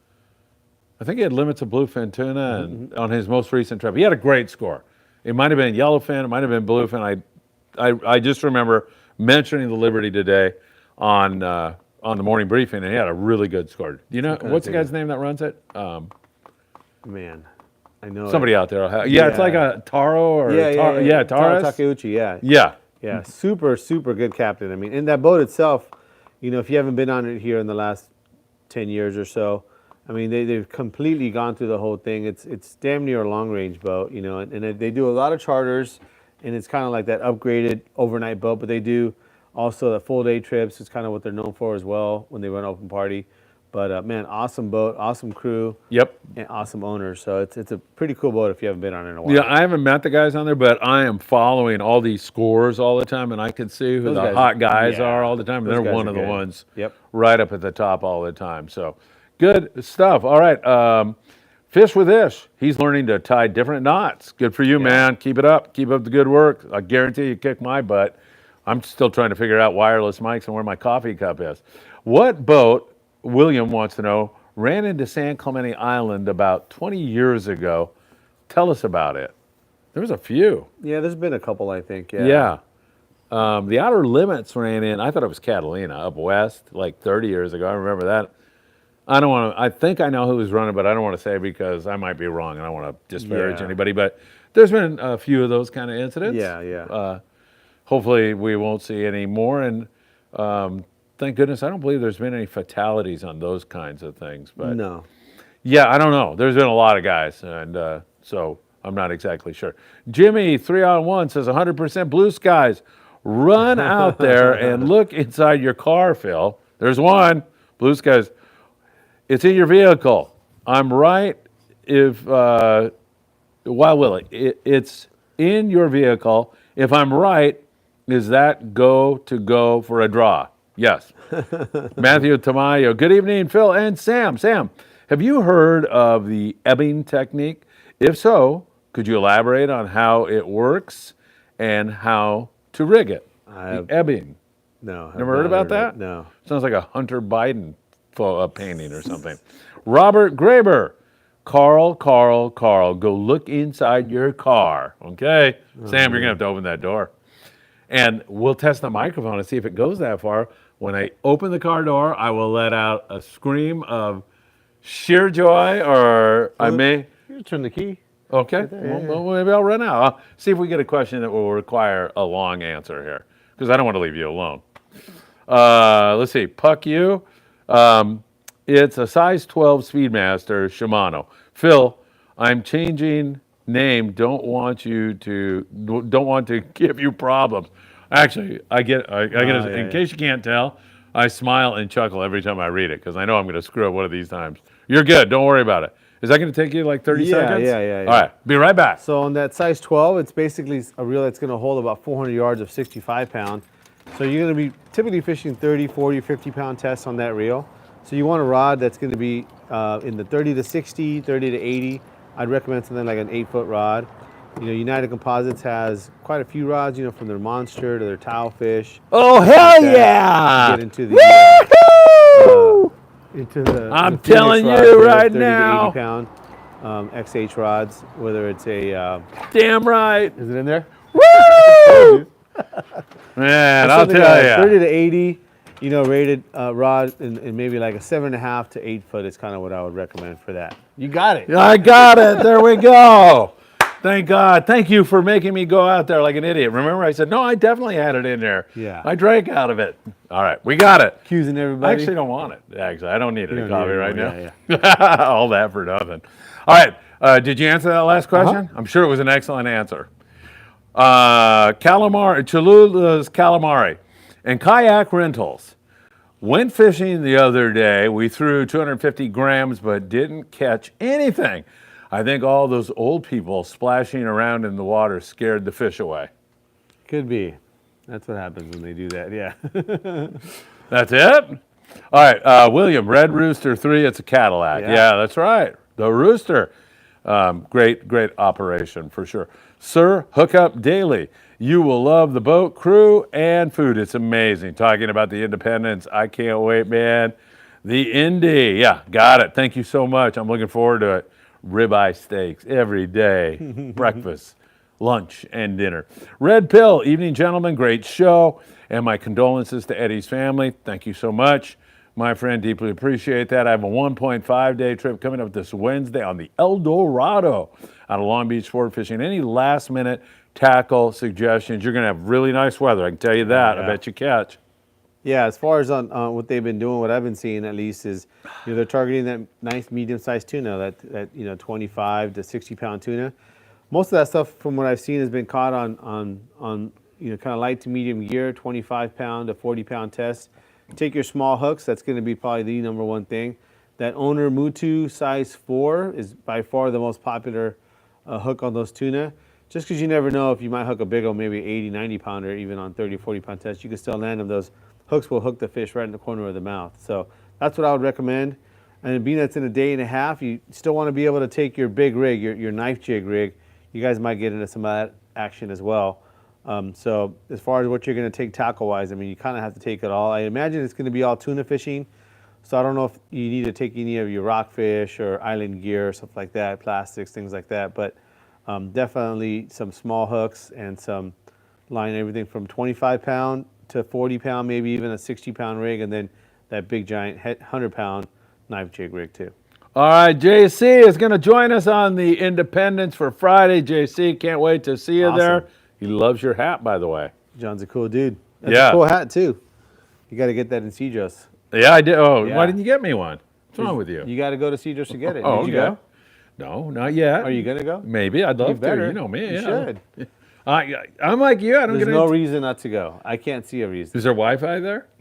Yeah, there is. You can Perfect. do shows out of there. I'd love You can that. do morning briefings. Do they have it? Yes. Oh, what do they have? Starlink or whatever? I don't know what they have. Well, you should There's know. no reason not to go. I'm because not- I don't know what they have. I You're would going. love frickin' I actually, go a spot just opened Kidding up on me? our trip Get next one- year. You want to go? When is You're it? on it. Perfect. Well, I try to get you on our stuff, and you never show up. But you See, know, you already didn't know show I up on can't the go. Horizon. You already know I couldn't go. Are you coming on the November 3rd Horizon trip? I can't go. Are you going to the Christmas party, December Yes. 2nd? I'll go. Promise? sure. You're going to bring the kids? I'm not sure about that. Do they believe in Santa Claus still? Yes. Or they do? No. Maybe. The older one. Because the Santa Claus is going to be yeah, there. yeah. Yes. They would love to go. So we're going. All right. Yeah, We'll I don't talk about believe Cedros you. about that. All right. Yeah. Right. All right. Well, How if many people think I'm going to go? I'm going. how many people think Sam's going to show up at the Christmas party? December 2nd, Redondo Beach Rod and Gun Club.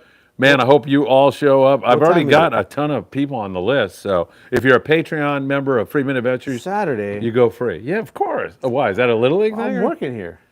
Well, yeah, but it goes till like 10 at night. Oh, okay. Yeah. We can go after work. Yeah. It's Okay. gonna bring the whole crew. Yeah. Yeah. I'll it's $15 a person. I'll give you a deal. I'll give you a table of 6 for $300. Perfect. You're in? Yeah, I don't know All about right. 6, but yeah. Let's see who goes. Well, I don't care if 6 show up or not. I just yeah. want the $300. You can no show as far as I'm concerned. No. All right. Yeah. Good. All right. We're gonna hold him to this. See, Jost, you got it, man. You can get your hat. All right. We got some great people, and John, who's going on the Independence. You obviously know him. I saw him at the South Bay Anglers Club where I did a presentation recently. John's a cool dude. He's very Super cool. guy. Yeah, very nice. I can't wait to fish with you, John. That's going to be a lot of fun. And of course, it's always nice to see Matt. I went over there and we had some friendly kidding around about the SC Notre Dame game. I'll leave it right there. But you Don't saw- want to get into any legal problems. You saw an old friend, I guess, or something? I did, yeah. Lori Glacken. Okay. And that is Jeff's girlfriend on the Amigo. Lori, right? Yeah, Lori Mueller. Lori Mueller, and that's her mom. Wow. And so Cindy was on the Redondo Special back in the 70s, and then she used to work in Polly's on the pier. Okay. Remember that place? Yeah. People love that place. Yeah. And so, yeah, it was so nice to see her. That was really a great time. All right, Red Pill. I have a Fathom 25N on a Proteus 30 to 60 Fathom 40 on a Phoenix Axis 2XH 40 to 100 and a, wow, this is getting complicated, Mac 20 on a UC Viper. I also have fluoro from 20 to 80 pound size 4 to 2.0 Mutu circle and size 4 to 3.0 hooks. How's that sound? You're pretty covered, man. I mean, Sounds like it. yeah. You're pretty covered. I think you should do good. All right, Nils Daniels, what rod would you pair with a Sea Power 1200 reel? I think those are those electric reels. So that's going to be also depending on what you're going to be using it for. If that's going to be your swordfish type reel, then you're going to put a swordfish style rod on there, which is a little bit softer. If it's going to be a tuna reel, you put a kind of more of a tuna style reel rod to go with that. But definitely sounds like it's going to be one of the heavy ones. I'm not super familiar with those reels and like how much power they have and things like that. But I think those Sea Powers are the heavy duty ones, and so I would imagine it's a pretty heavy duty reel. But I would think just super heavy duty rod, depending on what you're going to do with it. So how does this work with an electric reel? I mean, you push the button, then what? You go in the galley and drink a cup of coffee and say, let me know when it's up, and then you come out and they gaff it. And congratulations, what a great catch. Is that how this works or what? No, it's not. Yeah, How does it work? There's a little bit more modulation. I think there's a control there with how much pressure you're putting on, because you could still have a fish that's going to break your line or something like that. So you can actually regulate how much power the reel is putting out. So there is still Still got to some follow your active- fish, right? I mean, No, if you're well, this is most likely going to be on a private boat. yeah. Yeah. Oh, okay. Yeah. This is most likely this side. I think these 1200s are like a big reel, and so this is going to be something that's going to be in the rod holder. So you kind of have to be able to manage that too. So, Yeah. but yeah, don't make fun of the guy. What's your problem? I'm not making fun of Yes, that you are. particular person. I'm asking a We question. all know you're making fun of the guy. Am I that kind of person? You guys said, all know You push me. the button, you go in the galley, and you call me when it's coming out, when it's ready to go. Hey, congratulations. Yeah. Oh, thank you. Yeah. Yeah. Can I go back and Oh, have these my guys. burger now? These guys are nice enough to come and Hey, watch us. No offense. Don't let There's Sam. a nice football game Don't on. let Sam start this bull. Disparaging this guy here. Oh, never. Niels, I'm so sorry. This guy's Niels, you know I wouldn't do that. Rough. Sam, for some reason, is trying to turn you rough against around the me. edges here. I'm not going to let it happen. All right, Puck you, by the way. Puck you says, can you fly line with a lever drag? Asking because you can't set the drag prior to the cast. Yeah, of course, yeah. I mean, a lever drag reel, the way that it operates is that you're going to preset your strike for when you're going to fight your fish, but when you pull the lever back to free, it's totally free and free spool and to be able to cast. So, yeah, no problem with that. If you kind of having some questions on the operation of a reel, come into the shop. I can kind of show you how that works. But yeah, definitely yes, you can fly line with a lever drag reel. Come on, we need to get to 100 likes. We're at 55 now. 100 people watching this great show. It's time to give away some more hooks, but I don't have a question in my head. Should I just dream one up and we'll do it right now? Or In a second here, think about it. okay, Yeah. I don't need too long. I'm won't pretty pressure good. you. Huh? I don't want to pressure you. All right. Let's play the Name the Captain one more time. Okay. That's a good one. We're going to play Name the Captain. Who is the captain of the boat Endeavor out of Ventura Sportfishing? Very good. Very good. Yes, I thought you'd like that. Who is the captain Jesus, of way the down boat there. Endeavor? And don't think there's anything going on here that I'm mentioning sponsors of my show. Only those captains. It's merely a coincidence, let me These are tell the you. only captains that you know. Yeah, yeah, for sure. Tucker McCombs, and it looks like 540 slinger. That is Jeff Yeomans. Jeff got it. Who's a great guy, and he nailed it. And Tucker is an exceptional guy. I love fishing with Tucker. He does a great job. 805-676-3474. How would I know that, man? What a mind I have, right? All right. Oh my God. There's so many freaking. We're never gonna get out of here tonight. I hope you know that. Okay. Do you know where we're at? Robert Graber. Robert Graber. And you know how to pronounce his last name. He used to spell it out phonetically, but he doesn't do that anymore. I have several of the first generation accurate turn star drag reels. Do I need to retire those and reinvest in the second generation turn twos? You know, I know that they kind of made some changes from the first generation to the second generation to kind of address some service issues that they were having. And so basically what that means is that instead of trying to fix a bunch of reels, they said, okay, we're just going to redesign it and fix them. But it wasn't like all the reels were having issues. There was only a small amount of them. So if your reel's working good, I'd say leave it. You know, keep fishing it until you have a reason not to. But that's kind of would be my advice on it. I wouldn't turn them in, especially if you're having good success with them already.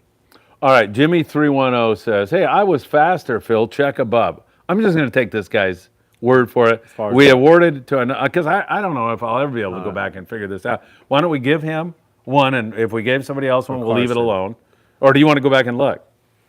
And I don't know what the question was, but I take this guy at his word, don't you? Okay. Dave Hansen in the house. You guys are like rock stars. Halibut Man says, Dave Hansen is watching us tonight. Dave Hansen, really? Yes. Aren't you excited? Dave, what are you doing, man? Your saltwater guide.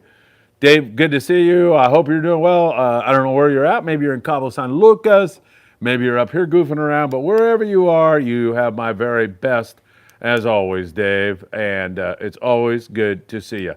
You ever watch his videos? Yeah. Those are like hilarious. Hilarious, man. I love them. If you guys haven't caught him on social media, I mean, he gives a lot of good info and a lot of stuff like that, so it's like actually very useful. But every once in a while, he'll put a video out there, and it's just funny. Entertaining as heck. Yeah. And good. Dave's a very loyal friend. Good guy. So, all right, very good. Phil, your coffee, says Trippin' Tommy. Your coffee isn't in your car. It's on it. Just where you left it. Yeah. No, it was in there, believe it or not. I can't believe I thought I brought it in here. That's how crazy I am. Nils, what boat would you suggest for my first bluefin tuna / wahoo trip? Well, that's two ends of the spectrum there. I mean, the wahoo are typically a warm water species, whereas the bluefin is going to be a cold water species for most of the time. As far as catching both on one trip, I don't think there's going to be a boat that you can use that reason to go on that. So maybe we'll give them a wahoo boat and a bluefin boat. Yeah, well, but then I was going to say, Yeah. if anything, if you just wanted the chance at having that opportunity to do both on one trip, you're going to want to go later in the year. That wahoo typically doesn't show up for us, late in the year until maybe October, November, something like that. And it'd have to be a longer trip, maybe like an 8 to 10 day trip or something like that later in the year to get both on one trip. But as far as bluefin, we're always talking about all the bluefin fishing that's been going on. You can pretty much catch bluefin on just about any overnight boat out of San Diego, Orange County, or LA County. I know the guys from San Pedro and even from Redondo have been just having great success with them here every single day, it seems like. As far as the wahoo, it's going to be more length of a trip. I don't think there's a wahoo boat. It's going to be the length of a trip. Typically from, I would say, September through November is going to be your kind of solid window. And your trip length should be at the very least a 7-day to even have a chance at catching one. But if you can go longer to like a 10-day trip, it just increases your chances by tenfold, I think, at least, because you could spend time down there, a couple days, maybe even trying to catch a wahoo. The wahoo is one of those things too that if you have a chance to go down there and target them, they're a pretty cool species. Yeah, heck yeah, man. They are so Pretty much cool. fun. Like you Oh, hook yeah. one in the stern, and then you're like, why is my line like in the bow all of a sudden? Fast, man. Then you got to run, right? Yep. Put your track shoes on and It's get up awesome. there. Did you recommend boats? I was zoning out there for a second. Yeah. I actually, In general, I hang on yeah. every word Yeah, that yeah, you normally yeah. say, but I just, What'd you say? yeah, That coffee. As soon as you took a drink of that coffee, yeah. downhill from there. All right, let's see. Steve Bermudez. Steve, good to see you. Yeah. Hit that like button, everybody. We're surging toward 100 likes. And in your honor, Phil, Fibbers is having a pizza dinner and swap meet. You won't and be it able to said eat it. Free, I know, really. I can scrape the stuff off the Yeah. pizza. And Eat hey, that. Steve, make sure you get a ribeye steak Steak in there, pizza. will you? Just kidding. Hey, that's great. I believe it's free. So anybody out there who wants to go to the Fibbers Christian Fishing Club, it's Thursday night. I don't have the details in front of me, but if you go to the Friedman Adventures Facebook page, you'll see it right there. Just scan down a little bit, I think. It should be right there. And I'd love to see a ton of people there. And if you want to bring a pair of shoes, a good pair of U shoes, they'll go to good use before Christmas down in Mexico, concentrating on the, man, we're getting more microphone comments. Concentrating on the Ensenada area this time. Have I told you that, by the way? Mm-hmm. Okay, yeah, with that woman that helped us ship all the stuff to Cedro. So good stuff. All right, Niels Daniels. What mics are you using? They sound great. I am Wow. so proud. Oh, hold on. Because since I just got these, and my buddy Bob Gifford, there it is, right there for you. Yes, I'm very happy with these. Do you want to hold this for a second? Feel that. Isn't that nice? This is like such a nice case. You know what? And when you put the Chargers in there, huh? you put the thing, it charges them. Wow. Now tell me that's not cool. Schmancy. Yes. Give me that bag. Keep your hands off that. All right. What kind of show is this? We're talking about microphones. I don't know, man. We'll go wherever you want us to go. Yeah. Let's see. Richie Rich. Richie Rich. This show is going to be on CBS, and they're going to cancel Monday Night Football with all these views. I completely agree. 100%. Up over 100. 70 likes. I got 62 likes. How many you got? Sometimes mine's behind. I don't know. Forget it. Who cares? I mean, we do care. Hit that like button, please. Halibut Man, Mitchell, Dave Hansen, you are definitely, you are definitely your biggest fan. But in all seriousness, I went on a 3/4 day out of Dana recently, and me and my girlfriend got yellowfin. Way to go, Halibut Man. Dave Clark, Cowboys 10 over the LAC. Who is it?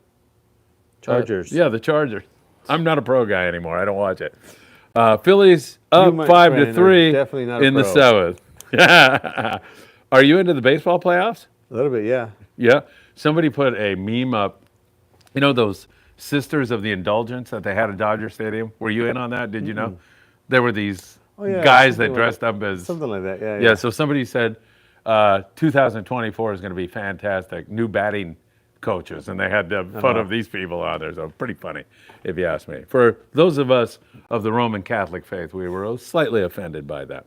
All right, AKA the sect, that is Isaac. Sam, what are your thoughts on a mono top shot? I noticed on my last trip, man, the microphones sound good. Seemed like guys fishing mono top shot were getting bit better. I have all my reels set up with braid to fluorocarbon. Did I tell you the mics sound really good? How do the mics sound? They sound fantastic. Oh, wow. I'm glad to hear it. Oh my God. Bob Gifford, shout out to you. Thank you. You want me to answer the question you just asked? Not really. Okay, good. Yeah. Yeah, go ahead. Please do, actually. Yeah. listening. You're calling my bluff, huh? So, yeah, I mean, I know we talked about this before, too, where there are times, and for whatever reason, that mono is just, it does get bit. I don't know if it's going to be a factor of it sinking a little bit more. I know sometimes people will use that as a reason they want to get their bait down just a few more feet as a reason you're going to get bit. But don't be afraid to make that adjustment. I know a lot of times fishing and catching fish, hooking fish, is about making slight adjustments, and it doesn't really seem like adding mono would make any difference. But I've seen it as well too. So definitely don't forget about that one adjustment. And maybe when you getting your reel set up, maybe take off a little bit of braid, leave a little bit of room, and take a spool of like maybe some 25-pound or 40-pound mono, little small filler spool, and make that adjustment. Take your fluoro off, put on the mono, maybe about 30, 40 feet, and then that fluoro on top of that. And sometimes that's the key to getting bit. All right, perfect. Did you give that other guy the hooks that we? I don't know I don't know who we're taking it away from. We're not going to take it away from anybody. We'll just add that guy. Okay. What was his name? I don't know. You're going to have to chime in again. What was his name? I restarted here, and so I lost him. There's still 5,000 comments on know. there. So. Yeah, I know. Good stuff. We appreciate it, everybody. Thanks for joining us. I'll Big figure it crowd tonight. We'll figure it out. You're right. We're just going to take your word for it. But if you want to throw it up there one more time again, if not, we'll go back and find it. 100 people watching, almost 70 likes. Hit that like button. November the 2nd, we're on the horizon out of H&M Landing. And December the 2nd, Sam De La Torre is going to buy an entire table at our Christmas party. So you'll be able to meet the entire staff of Island Fishing Tqckle. You'll be able to spend time with them, quality time during the Christmas season, and bond with Sam and his great staff. Remember, you heard it from Sam tonight. He will be there. He will be purchasing a table, and he's getting charged triple. I'm just there to hide your coffee. Yeah. Oh, was it you that did that tonight? No, that day. Oh. Yeah, I put it in your car. All right. I didn't know I gave you a key to that. So, boy, talk about a lapse in judgment. That's for sure. All right. Tyler tonight. I'm loving Tyler even more now. Phil, yes, sir. My pop was an altar boy. So was I. Did you do that? No. I did that. I was an altar boy. Had some of the best wax fights of my life. When Father would leave, my brother and I would you blow the candle out, use a thing, and then you dig around it, and you have this wax, and you ball it up, and we'd have these wax fights in between before anybody showed up for the next mass. Good stuff. Great memories of my Catholic upbringing. He was an altar boy. Went to Sarah High School. I went to Bishop Montgomery, and then Loyola. I went to Loyola. Pre-Marymount, I went to Marymount. The Jesuit influence was strong, so I grew up rooting for the Irish in Notre Dame. Tyler, I love you more than ever. Jimmy said 3-1-0. That's who it was. Yeah. It's spelled 3, and then 1 is spelled, and then O-H-H. Yeah, Jimmy, way to go. I'm loving this. All right. We got a lot of Mark Paisanos here. Mark, damn, messed up. Lots of, okay, Andrew, and if I missed you, just chime in there again. Andrew says, what rod tubes do you like? I'm looking to replace an old Plano bazooka tube. Yeah, there's not too many of them out in the market. Plano still makes that same one. It's a good one. It's as good as any of them. The only other one that's out there that's any better is going to be the one from SKB. It is kind of limited to a 7-foot rod, so if you have longer rods, it wouldn't work for that. But it's the toughest one out there. But yeah, that bazooka tube is still pretty much the only one you can get. All right, Ernie Montano. Ernie's a great guy. Ernie, great to have you with us tonight. Thanks for joining us. Hi, Sam and Phil. Thanks for the great entertainment. Phil, see you Friday morning. What time will you show up to Point Loma Landing? Should be a great trip on my favorite long-range boat. I'm not sure what time we're supposed to be there because I don't look. I've got too many things going on. Like what time? Like I'll 5 be there. o'clock, 6 o'clock. No. Yes. Oh, I'll be there at that time. You should be there, yeah. Yeah. You're the charter master. I'll be there. Greet everybody. Yes, you're right. I'm sorry. This guy's problem. Yeah. You guys are going to be the reason you guys leave late. Where's Phil? Where's Phil? We missed the bite. Yeah. Yeah, we left at noon instead of 8 a.m. I'll be there, Ernie, bright and early. Be there at 3:30 a.m. looking for you. Isaac sends us a $20 super chat. Isaac, really appreciate it, man. Thank you for your kindness and generosity. David Jimenez just realized I wasn't watching live. Oh, some of these guys are a little light. Chris says it's Taro, your saltwater guy. Dave Hansen, Taro. Ross Gin, Daiwa. Freedom, Yellowtail. I don't even know what these are anymore. Boats? I don't know. Yeah, Nils Daniels.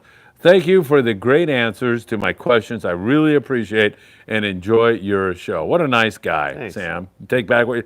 Oh, that was the guy you're trying to drive a wedge between. Yeah. See, he drive didn't a fall wedge. for it. He's thanking both of He us. thinks he's so smart trying to turn you on me now. No. That's exactly what he's doing. Never do that. David Don't fall for his Alcantar, tricks. Don't fall for his tricks. for a nighttime knife jig setup, do you prefer short crimp leader or a long shock leader with an FG knot? There's so many ways to approach this. You know, those are two good ones right there. I don't really have a strong preference. The one thing that I do like doing on my rigs, and it has nothing to do with stretch, it has nothing to do with that kind of stuff, getting bit or nothing like that, but I do like having a little bit of a mono top shot. The reason I like it is really more that it's kind of an alarm letting me know that as I'm winding up, here comes the jig, because I still use a bite leader with a with a swivel, and so I don't want that swivel hitting the end of the tip and possibly damaging the insert on the tip. So just for that reason alone, I'll put maybe like a 40 or 50 foot, 100 pound or 130 pound piece of monofilament. But other than that, if I were to, let's say, get into a tangle and have to cut that off, I would just tie the Spectral right direct to the bite leader. And I've done that many times and had good success with it. So no one way to do it, and I wouldn't get too caught up on that. I mean, that nighttime fishing is all about using a big rod, big reel, big line, big jig, and a big hook. So we really don't have to worry about finessing too much. All right, good stuff. Hey, Puck You has a question. Now, you thought I was talking to you, didn't you? What happened to the first string? Heard it's been dry docked for years. Does anyone know what happened to that great boat out of 22nd Street? I have the info on it. Do you know?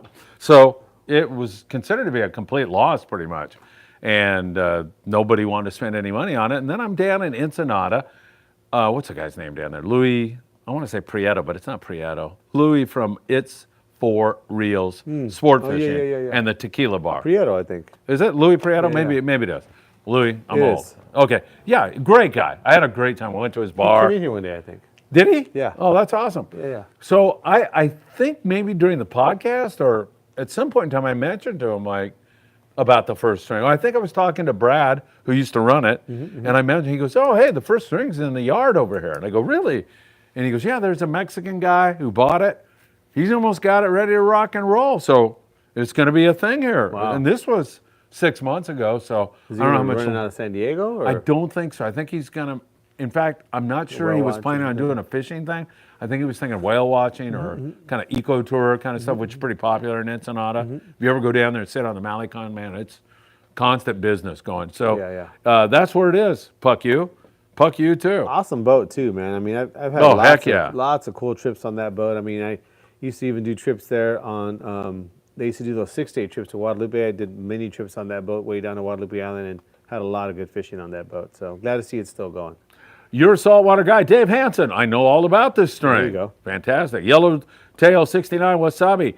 Guy got killed on the Prowler. Huh. Yeah, I remember that. A yacht ran into that. Okay. We were going like 30 knots or Yeah. something like that. Yeah, that was sad. Very, very sad. Tim Marquez, first string is in Ensenada. Absolutely, Tim. Wild Willie sounds like I write so that good for a draw. Yep, you're right. Now you're being condescending. I'm trying to Wild find it. Willie, I understand that perfectly well. I don't care what Sam says. 100% I agree with you, and I second your opinion entirely. Niels is back. He likes me more than he likes you, Sam. Which is the best boat and crew out of 22nd Street Land? I'm not touching that with a 10-foot pole. Go ahead, Sam. They're all great. Oh, no. Go ahead. I was looking up this ebbing technique. Oh, okay. Oh, boy, he doesn't want to answer that question, by the way, Neil, so What was the stick with question? me, buddy. What's the best boat and crew out of 22nd Street Landing? On a 22nd Street Landing Yeah. would be, there isn't. They're all great. That's what my answer would be. You didn't give an answer. That's my answer. Well, now that I said it. No, I'm not copying you. You said that's my I said I answer right wouldn't after I touch it gave with an a answer. 10-foot pole, but now I'm touching it. I touched it. Now you want to touch it. I don't want to touch anything you're Get touching. your hands off my answer. Yeah, don't touch me. Whatever you do. They're all really good. I'm not kidding. They really are. Ross G and Tim Marquez, what it doing? All right, What's it's it doing the first string, yeah. oh yeah, that's right. Yes, I think you heard me, Ross. Johnny, what's up, Johnny, Sam? yeah. You know Johnny? He's a rod builder. Is he? Awesome dude. Awesome dude. Yeah. Johnny, welcome to the Friedman Adventures. Part-time cook on the Enterprise, I think, too. Is he? Yeah. Oh, awesome, nice. awesome dude, man. Johnny, we love you. We send you all our best. Make sure you check in with me once in a while with some photos from the Enterprise. Liberty is the sister boat to the Freedom, says Edwin. Edwin's a cool dude too. Another rod builder. You know Edwin? Yeah. He's from, What's with all these rod builders? Arizona, I think, or Colorado. Arizona. Really? Yeah. We have people from Arizona watching this show? Yeah. Wow. Is there anybody from hey, the first person? No, I can't. We'll give one to the first person in a foreign country watching the. Some guy's going to put them in United Arab Emirates. Something else, yeah. All right. Let's see. Liberty is a sister to the Freedom. Yes. It is. Yep. Dave Clark says ebbing was started in Okinawa and is using a plastic lure to hunt big game fish. Yeah, it looks like kind of like a drop shot type deal from what I'm kind of looking here online. But yeah, you're gonna have to bone up on that before the next show. Yeah, you're gonna use it on your 5-day trip? Absolutely, I'm gonna be ebbing away. Yep, I'll show you how to do it. Sounds like I could get arrested for doing that, right? Nah. Oh, he was caught ebbing in his stateroom. You probably couldn't do it anyway. Why? Thanks for your confidence. Maybe attempted ebbing. Yeah. Attempted ebbing. Yeah. Yeah, the sentence is lighter. Failure to ebb. Oh my God, Dave, don't get arrested for ebbing, whatever you do. Congratulations, Phil, says Isaac. I'm not sure if that's on Finding My Coffee Cup. Yes. Probably is. Thank you so much. Sam, if Phil doesn't go, I can. Oh, there we go, to the Christmas party, I hope. Dave says, yes, he is. You're right. Yeah, thank you, Dave. Tyler Tanaka, Sam, nice hat. I love that Richard is making those. I have the exact same one. Now you really want one, huh? Yeah, I do. Oh, because Tyler, the Jesuit, 2 people have Notre one now. Dame guy, Yep. heck yeah. Yep. I'm all over that. You know, Tyler, we not only play for the university, we play for the lady on the dome. Yeah, damn right, you heathens. All right, here's Dave Hansen. What was the name of the sister ship to Freedom and the Liberty? What was it? What was the name Yeah. of the sister ship to the, I think it was the America, right? I think so. Yeah. We should have used that. Dave was trying to help us out there. Dave. Darn it. We blew it. Sam, if that old wood long range box is still there, I'll take it. All righty. Is it here? Yeah. Really? Mm-hmm. Come on down, Ross. Maybe usually comes out on Saturdays, so. Yeah. Oh, there you go. What is it called now, Dave says? Probably the first string, says Halibut Man. Sam, what is your opinion on the Maxell Rage reels? You know, I don't have a whole lot of experience with those. We have filled a couple with line on the line machines here. I know a lot of customers have been doing good with them too. So, you know, I don't have a strong opinion myself just because I haven't tried it out, but it seems like they're pretty good. All right, Ross says, you know, I saw the Freedom Friday for the first time, and it reminded me of the first string. Yeah, kind of, I guess, right? Yeah, first string was kind of lower and wider. Yeah, Yeah, definitely.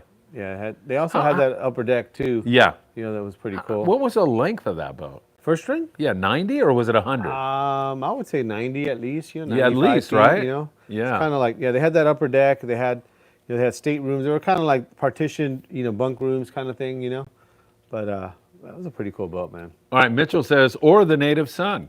Yeah, that's true, right? Yes. Yeah. Ross Jin says the exhaust stacks were cool too. And then we got the Tucker McCombs and all of that razzmatazz going on. I just skipped way down for some. Geez, we got a lot of questions in here. Sam, we're never going to get any chicken wings tonight, let me tell you. Not that I want any. Oh, chicken wings. Let's see. Oh, why? Does that sound good to you now? Sounds pretty good. All right. Do you know where we're at? Well, it's just kind of like responses and stuff. I'm in Cabo. Oh, okay. Dave Hansen's in Cabo. Oh, Dave's in. Okay. People like the 22nd Street. They like. Oh, here we Freedom, go. Yeah. Scott, Tucker McCombs. Wow, Willie, electric reels are great when you're fishing 800 to 1,200 feet. Sablefish are awesome tasting. Man, remember we used to catch those things on the barge? Yep. Yeah, that was just 1 year. Yeah, exactly. Yeah. Sir, hook up daily. Love the first string. Still wear my first string shirt. Awesome. I think I have one of those. Jeremy says Anita Hungkiss. Hug and kiss. Hug and kiss. Yeah, he needs. I need a hug and kiss. Oh, okay. Very nice. Trying to get you in trouble. I thought it was Anita that was going to give him one. Dave says, yes, I am. I'm in Cabo. Nice, Dave. You're in Dave. paradise. Yep. My friend. Puck U says, Niels Daniel, I like the freedom out of 22nd Street Landing. Niels, man, I meant Dorado. Dorado. Maybe he was talking about the Dorado Wahoo trip. Maybe. Maybe Dorado. Oh, yeah. Still the same, pretty much same answer. I mean, Pretty much. yeah. Right? Axel Ram, Dave has a real live monkey on his show. Yeah, he does. Does he? In fact, yeah, he's got a monkey. Oh, and yeah. I've seen that. And somebody was, who was that? I think it was Jason Lawler on the Amigo, the galley chef. Don't want to call him He's cook. a real chef for sure. Yeah. Yeah, he is. And he was saying, man, I love that monkey in the background. It's so cool. It's so funny. Now you got to have a monkey. I got one. Yeah. What are you talking about? Let's see. Nils, Dorado bluefin tuna. Yeah, same thing, right? Yeah, kind of same thing. Jeff Yeoman, Sam, what circle hooks would you suggest for the finesse tuna fishing happening lately? You know, that size 4 owner is still probably the number 1 hook. There are a couple other hooks that are out there that are a little bit more finesse. Gamakatsu in their Nautilus hook, they go down to a size 4 as well. And is a little bit lighter wire, not quite as light as the other ones that are out there. So you might even pick up that Gamakatsu Nautilus as well. All right, very good. You ready to give away another one? Yeah, let's do this. Okay. How many lobster are you allowed to take per angler when hoop netting in Southern California? How many? What is the limit Okay. of lobster per hooper? Good question? That's a really good question. Man, why are you being so nice to me tonight? If you were Scott Bugert, I'd wonder what the hell you want. Because I'm hungry. Oh, I'm not buying. 7. I think it's Ross. Is he the first guy? Looks like Ross Gin to me. Oh, no. Chris. Wait a minute. Did it start way up here with Chris? Man, those guys got their. It's Chris. Now, Chris has one already, got one. so he's got 2 now. He's got 2. That's legal. That's legal. Man. I'm trying to, be good about this. We got one more to give away, and I can't wait to come up with another brilliant question. I want to thank everybody for spurring me on with these great questions. I think they've been magnificent. Sam agrees. It's just been really great. So there you go.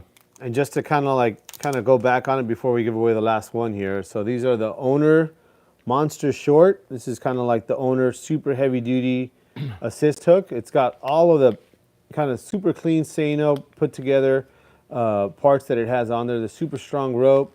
It's got the extra bite leader right on the string there. So that's actually a huge benefit. And for you guys that have ever hooked a big fish and lost one because they've bitten through the string there, you guys would know.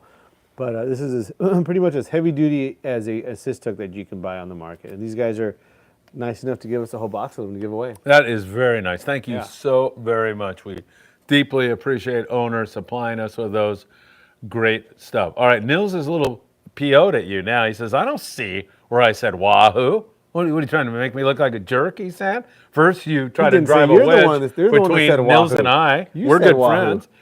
Well, I guess I read it wrong. No, or, I don't know. Nils, I apologize for Sam. I deeply do. I'll look and find where you said wahoo.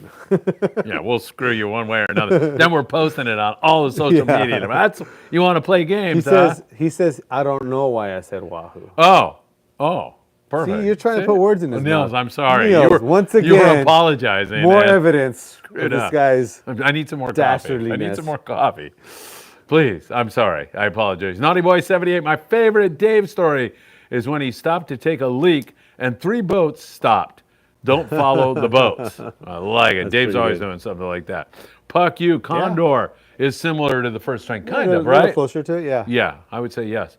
Ernie Montaña says, Mark. Matthew Tamayo, Sam.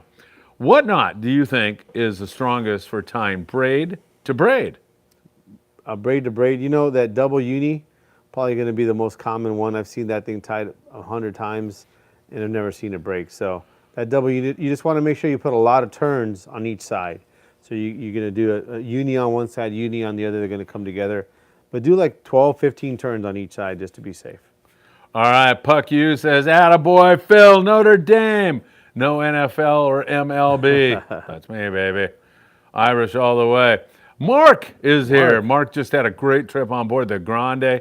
In fact, that's what he's talking about. He says, Phil and Sam, trip of the year. 4 species were caught on the Grande: bluefin tuna, yellowfin tuna, yellowtail, mahi. Simply amazing. I think, if I remember, Mark had 4 tuna and 10 Dorado himself. Excuse me. So really great trip. Man, I'm so happy for you, Mark. And of course, we covered that on the morning briefing. Mark sent some video and some other stuff that we were able to put up, and did a great job. Mark says, Sam, thanks for the lucky Speedmaster. Caught all my tuna. In fact, 4 Speedmasters on board caught most of the tuna.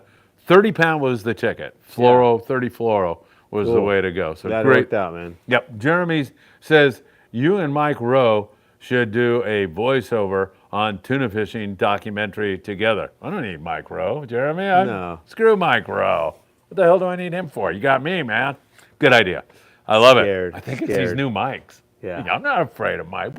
Mike Rowe? Bring him on. Yeah, bring him on. Mike Rowe's a great guy. What can I say? I love the guy. Matthew Tamayo. Phil, what microphone brand are they? Well, I better pull them out again. Just for Matthew, there they are. These guys should be paying me some money. I know, huh? Right? Anchor Work. Paying Bob Gifford some money. He's the one who bought them. Anchor Work. Yeah, I'm thinking these are going to work good, man. They're working good already. Yeah, I'm thrilled about it. And that blue light that you turned on, because you're gonna. Hey, Anchor Work. You see this?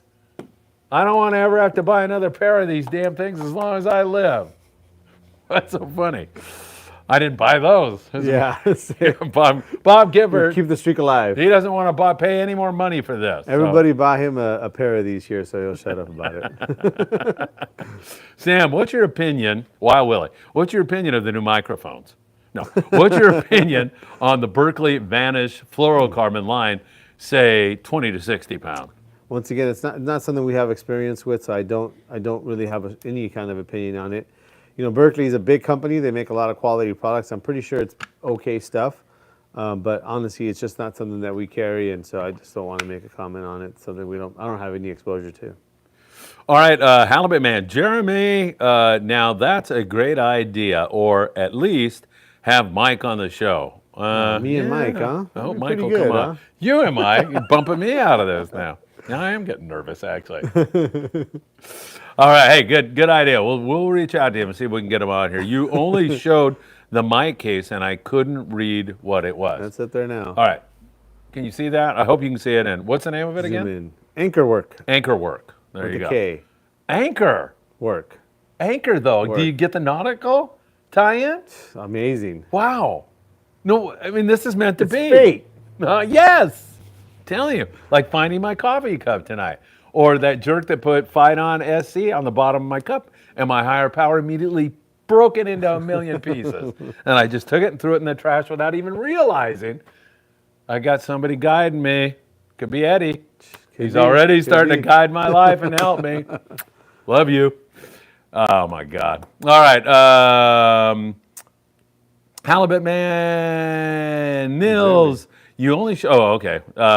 Retie after landing school-sized tuna, question mark. Ross wants to know, Sam. Probably depending on what size line you're using. If you're using big, heavy line, like 40, 50 pound, you'd probably be okay. You know, one of the things you could do just to kind of like check it out is feel the line right by the hook. Any kind of nick, I definitely would retie it, but if it feels clean, you know, give it a ride. But just so you know, especially on the lighter line, you pull on that stuff real good, and it can get weaker down by the knot. So, you know, if you're worried about losing the next fish, I probably would retie for sure. But if you're in a hot bite and you just want to get back in the water and the fish aren't too big and you're using heavier line, you probably don't need to retie. Close to 100 likes, and all of you have to come to the Christmas party because Sam's going to be there. And I'll be there with my coffee cup, and Santa Claus is going to be there. What are you smiling about? And a great dinner for everybody. It's $15. That's it. You get a great dinner, and I think you get a grab bag or whatever you call it. Yeah. $15 for sure. Yeah, and then if you're a Patreon member, you go free. If you're Sam, you pay triple. Yeah. I mean, it's just a I'm going win-win. to eat 3 times as much as anybody. Hey, can I get 20 of those to go? Yeah. Don't worry, sweetheart. I got dinner tonight. All right, Jeremy, is he giving free hugs too? Yes, right? I'm sure he is. Why take a chance, Ross? Ross with a thumbs up. Puck you. Altar boy here taught me at a young age to work and sacrifice.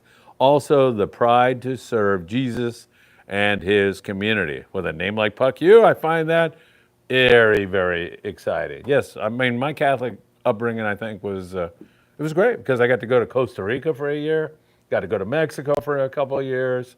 It's good stuff. I never had any of those negative things that you hear about with the altar boys, nothing. It was all 100%. And Father Ernest Sweeney up at Loyola. In fact, Father Tom Maloney was a Notre Dame graduate. I don't know if I ever had a class with Tom, but we met because he heard that I liked to fish and he loved to fish.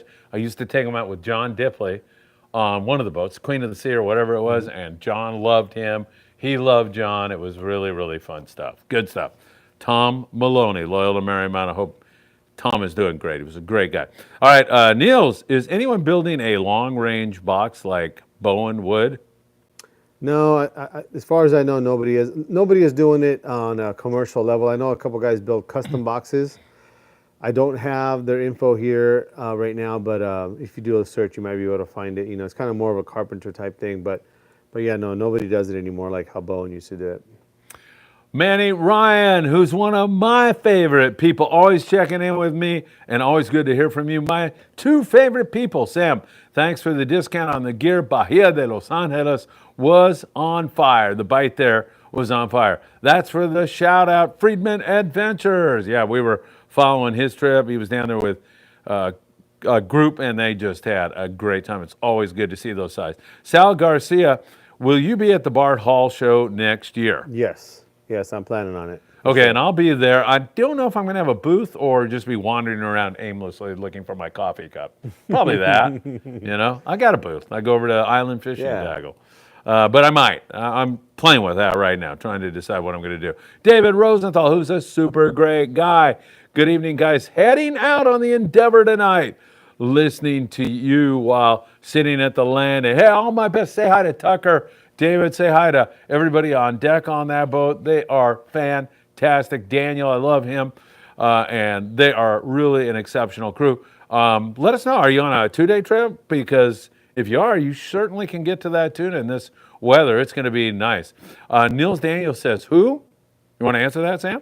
Me. Okay. All right. Daniel Leano says, Phil, your cup is in the bathroom. I found my cup, Daniel. Tim P. Hey, good to see you, Tim.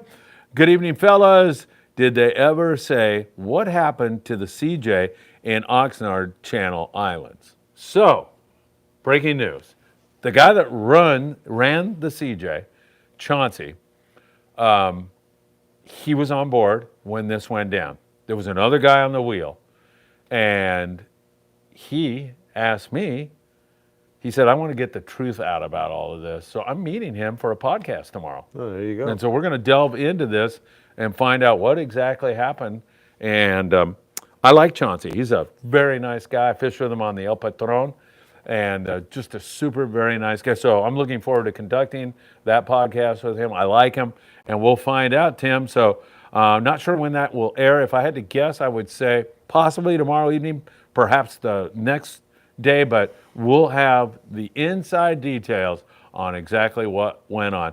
As many of you know, they hit the island up there in the Channel Islands. I'm not sure which island it was. I can't remember now. I don't know if it was Rosa or what it was. But anyway, we're going to learn more about that tomorrow, and I'll have that podcast for you shortly. Thank you for asking, Tim. Nils Daniels, I've been looking for a quality wood long-range jig style table box and having trouble. Someone stole my Bowen. Yeah, that's a tough one, man. It's best thing to do is you probably have to search out another Bowen or something like that, similar to what you had, something used maybe. I know we've got a couple here around the shop, but we definitely don't have a large selection. But yeah, you're probably gonna have to find one and just pick that up, and hopefully that'll work for you. Wild Willie was the one who said your coffee cup's in his car and he just wants to get credit. We're right. I swear to God, when you said that, Willie, I was like, yeah, it probably is in my car. And then Sam started in on me. And when Sam picks on me, sometimes it hurts. It hurts a lot. So I just want to go out and find it and cut you off. Because, it's illegal to pick on people now. It is. It is. I've heard. Call Matt's You father. need two parties to agree. Inside joke. Someday we may tell you about it, but No. we don't want to get sued. So No, you're good. probably not. Let's see. DJB. Sam, have an 8-day next week. Last year, guy who caught the most wahoo wasn't using wire leaders. Suggestions on monofluoro leader pound test, recognizing it may lose a fish or two. Yeah, I mean, definitely. That's something that kind of a lot of guys have gone to is using a heavy fluoro leader on their jigs, whether it's their bombs or the Raider jigs or whatever. And it does produce more bites. It does. Yeah, you're going to lose more jigs. But at the end of the day, you're on an 8-day trip. You're only going to have so many opportunities to get these wahoos. So if it means you lose a jig or two, I think it's well worth it.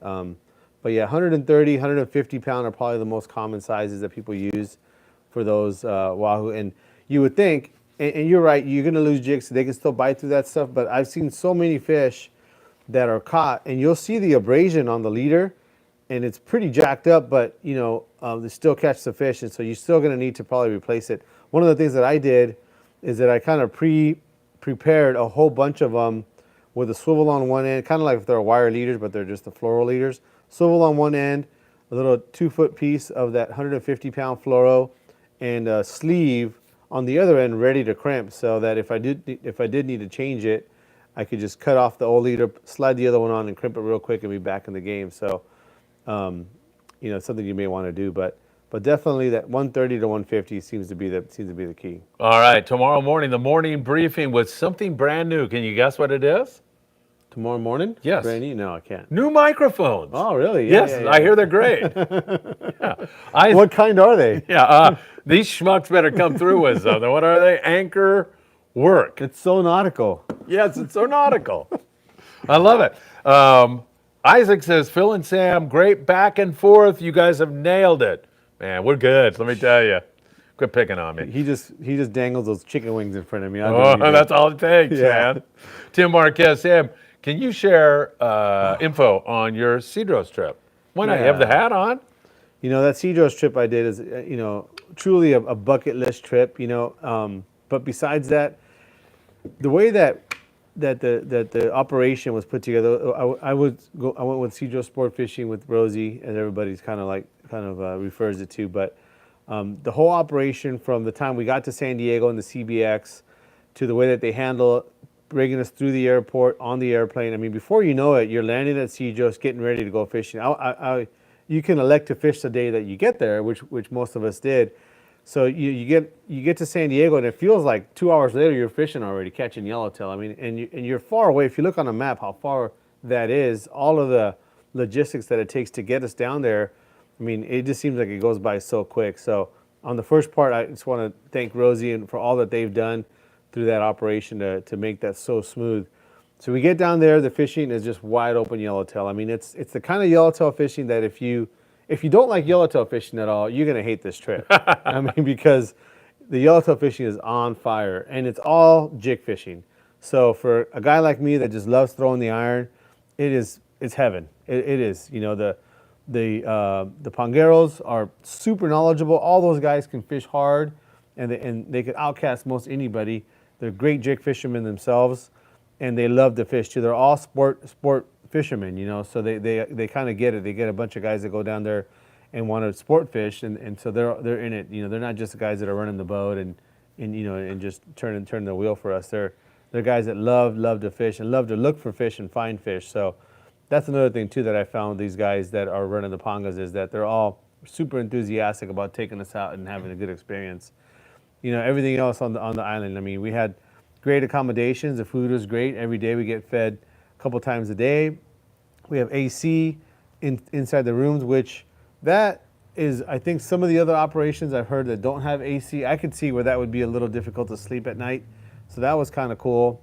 Sometimes in that environment, though, with a good fan up above. At the very least, you gotta Yeah, have fan. yeah, definitely, for sure. definitely. But that AC was just really, really Yeah, nice. that's got to 'cause be nice. You're hanging out outside, and you step into that room, and you're ready to go to sleep. It's instant. You're ready to go. So, Yeah. pretty cool. They have Wi-Fi down there too, so you can do your podcast. Oh, if thank want. you. Yeah. In fact, we could probably do a show from down there. That'd be pretty cool. Come That on, would be that would be pretty cool. bitching, wouldn't it? There's just one thing you got to go. Yes, I know. Yeah, I for us realize to do, that. For us yes. to do a trip there, yeah. What are you But, being such a but smart ass for? Even still, the variety of fish too. So we went and we tried. We didn't get any, but white sea bass, halibut, black sea bass. We did catch some pinto bass, and then all the calico bass, obviously, which is great fishy too. So, just an awesome place. If you're a guy who likes to fish artificials, it's a place you have to try at least once. And I venture to say, if you try it once, you're going to go again. So. And you mentioned the yellowtail fishing, but there's all kinds of other species to catch also, right? There is. At times they will catch some other stuff, but that yellowtail fishing is really where it's at, man. It's such good fishing. I mean, if you ever just thought about what would be the most funnest day ever on a 3/4 day boat fishing Catalina, it would be pretty much fishing Cedro. So it's an awesome experience. All right, Daniel Liano says, great shows. I really enjoy listening and seeing your family fun. We enjoy having you here, Daniel. Halibut Man Mitchell says, first string is 93 feet. That makes sense. That sounds about right. Halibut Man, also, can you give my hooks to Michael Limon? All right, Halibut Man, you are such a gentleman. Tyler Tanaka, whom I've always liked, but have a new found bond with Tyler. Ebi is shrimp in Japanese. So ebbing is using a small plastic shrimp under a jig. Nose hook, excuse me, with a circle hook to catch tuna. Started at least 8-9 years ago. All right, interesting. Thank you very much. Carlos, first string is 93 feet long. Awesome. Daniel says, hello to Halibut Man, as the camaraderie of the Friedman Adventures family manifests itself in the comment section right now. And everybody's saying hello to everybody, and then we've got answers. Daniel Llanos, be on Dan's show tomorrow. Dan Hernandez, or what are you? Are you going on Dan's show? Maybe Danny Kadota. Danny Kadota, yes, that's right. Danny Kadota's shows are Thursday, and there is no Danny Kadota show. Wait a minute. Oh, that's right, because I'm doing the Christian Fibbers thing. Yeah, I told Danny that today. So, yeah, we're not doing... What's so funny? I got a lot of balls in the air, Sam. Halibut Man, I got it, but whatever. How am I so far behind in the chat, says Ross. You think you're behind? Yeah. Let's see. Well, let me go back to here. Niels is kind of asking for that Dorado bluefin. Sure. Go ahead. Dorado bluefin. I mean, yeah, that Dorado is a species that's kind of more of a number 2 species. That bluefin is definitely going to be the primary target. Any of the boats you go on out of LA, Orange County, or San Diego are going to be targeting bluefin first, and then looking for some Dorado on some kelp patties or something like that afterward. And also too, that Dorado seems to be more on the inside. If these boats were going to be going and targeting the big tuna, they're probably not going to find a whole lot of Dorado.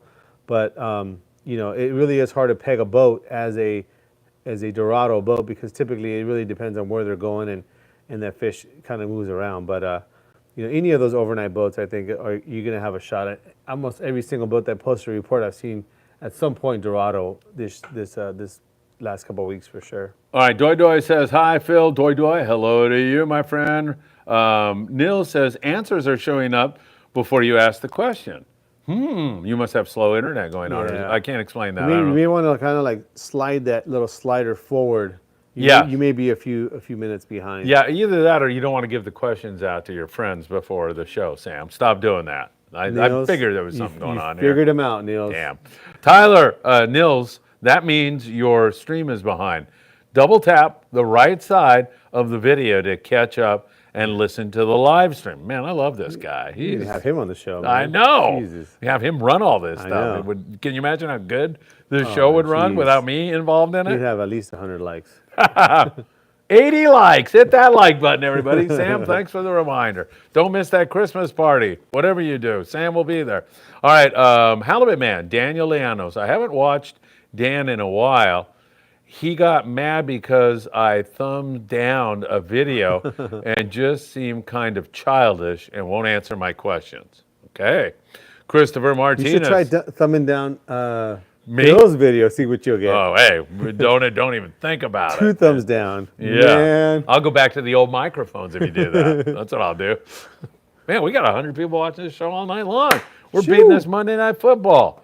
I like it. Chris Martinez. Chris, good to see you back here. Hey, guys, can you speak a little bit about backpack rig and sliding them out? Thanks, guys. So this is in reference to fishing the frozen flying fish. That backpack rig is kind of just a cute name they put on for attaching a piece of foam to the back of the flying fish. Typically, guys will use like a white zip tie, and the most popular thing is a pool noodle or the insulation for like pipe insulation or something like that. Usually, guys like using that because it's a little more low profile. But they'll basically zip tie a piece of that stuff so you can basically fly line a dead flyer. So in the drift, as you're drifting, fishing for these fish, you can put one of those things out like if it was a live bait, but obviously it's dead, and it'll float on the surface. And at times, in the right areas, the right zones, that bluefin will just eat that stuff up, and you'll fish it like on maybe 130 pound, 150 pound maybe. If you're lucky, they'll bite the heavy line too, but 100 to 130 pound is real common on that. And you're just putting a big giant circle hook in the nose of that thing. And you would think that big giant flyer, like, man, they're going to eat half of it, but they just swallow the whole thing. So that's basically what that backpack is referring to, is the foam insulation that you're going to zip tie to the back of that thing. All right, Fish with Ish says, is there a good way to handle bait to the hook? They don't seem to fish or go under the boat, even with the butt hook. It's a tough one. One of the things you want to be doing is fishing on the windy side of the boat.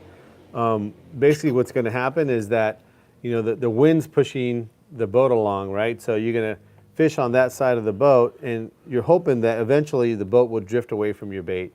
That's going to be the one thing I can say.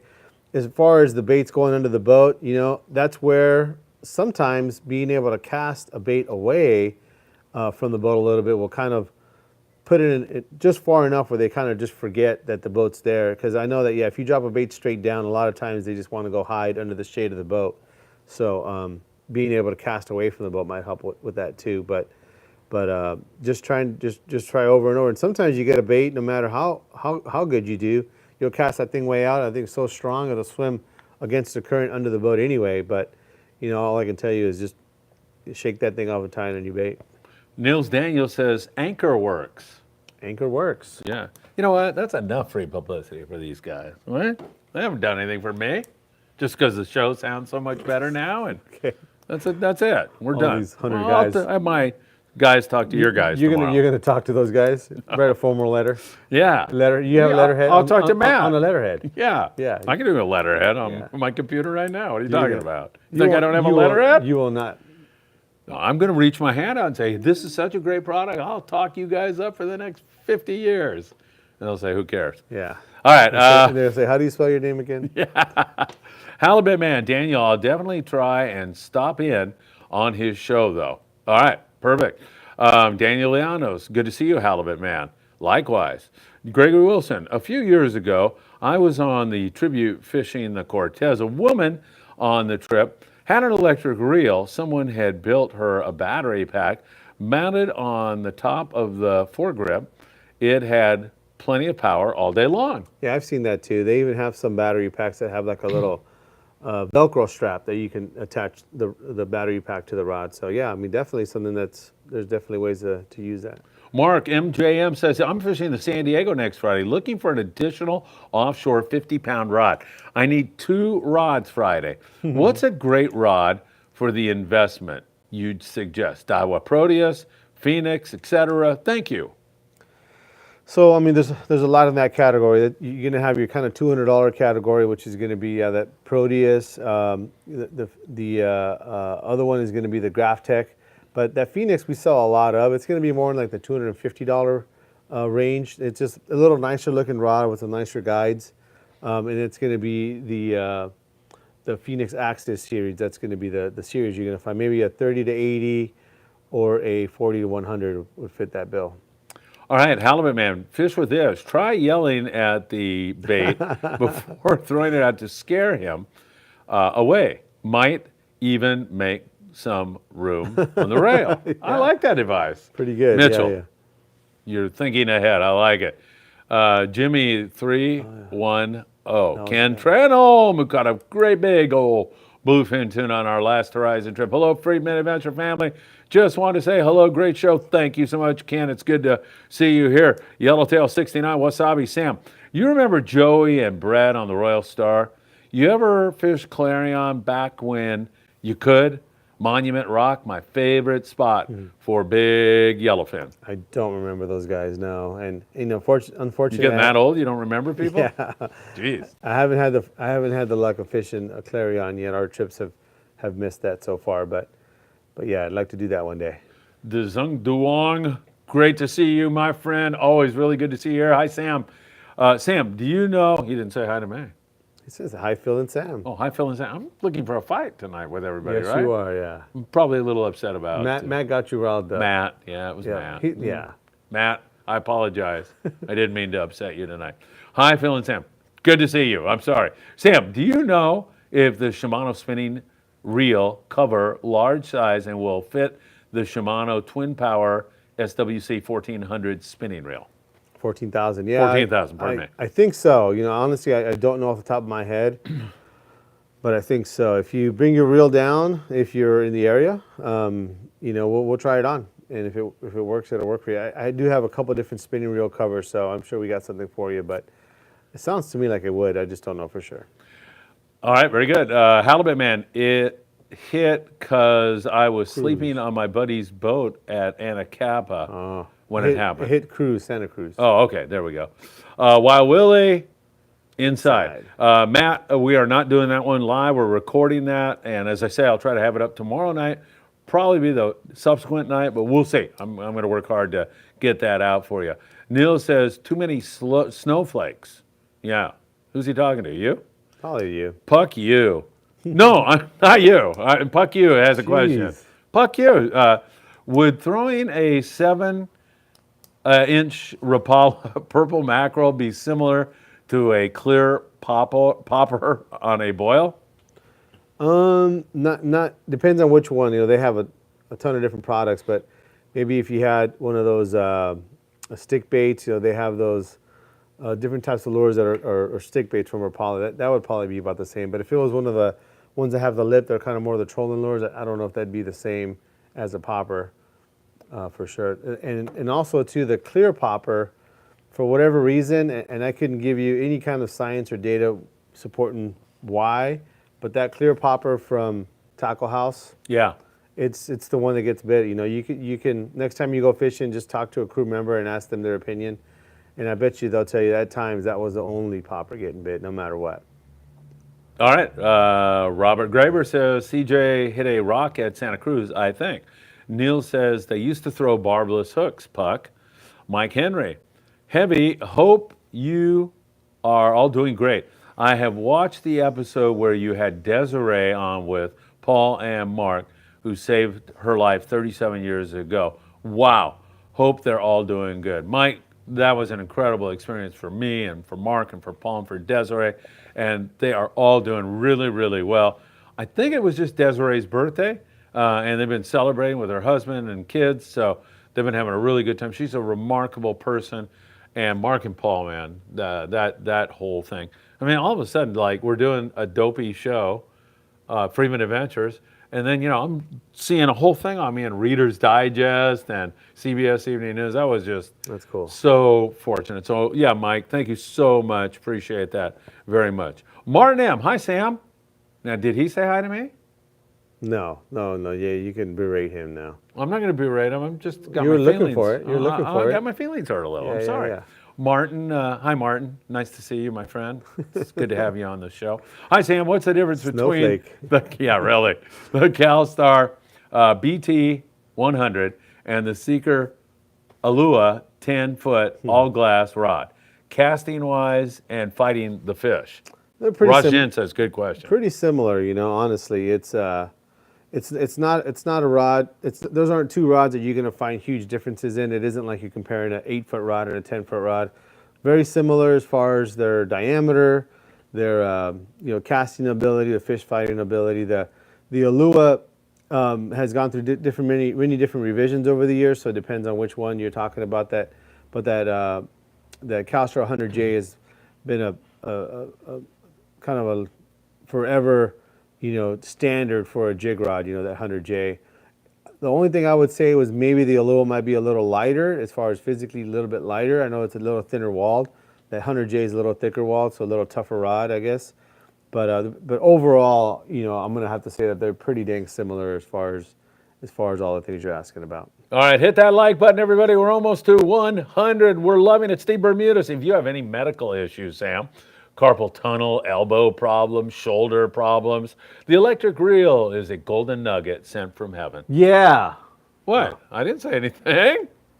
Who did I pick on about that? Oh, yeah, that's right. I did make a funny comment. I was just trying to be humorous. I missed. You missed. Daniel Llanos. I'm from Cali, but now live in Arizona. All right. All right, very good.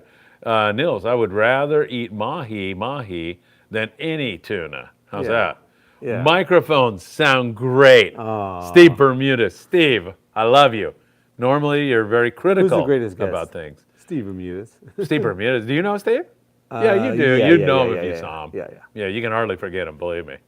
All right, thank you, Steve. Mark, Sam, by the way, did he say anything to me? Oh, he's just going right to you. Sorry, Mark. Sam, by the way, the egg sinker worked. Caught all my fish, including the tuna and mahi, both on the fly line and on the side. It was an instant bite without any tangles all day long. Did you tell him to do that? Of course. Oh, man. Because, That was he the hot told me ticket. about that. I forgot to mention that on the morning briefing. That was part of his success. Maybe if I can remember, I'll do it tomorrow. Will you remind me during the chicken wings? Yes. That place is going to be closed. No. Yeah, we're starting to move up on 3 We'll have hours. to find another chicken place. What time do they close? I think 9. Really? I think. Maybe 10. Nick Ramirez. Nick, good to see you. Perch Master Nick. I love that guy.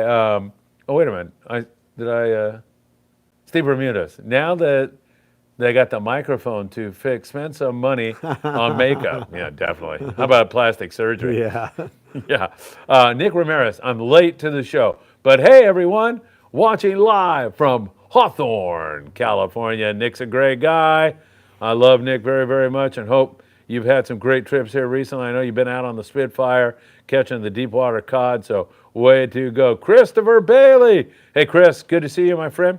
Just wanted to say hi. It's hard for me to watch you guys live on Monday nights, but I listen to you while I'm at work and Tuesday mornings. Great job. Chris Bailey from Queen Creek, Arizona. Chris, we really, really appreciate it. Steve Bermudez, I think it's called Anchor Audio.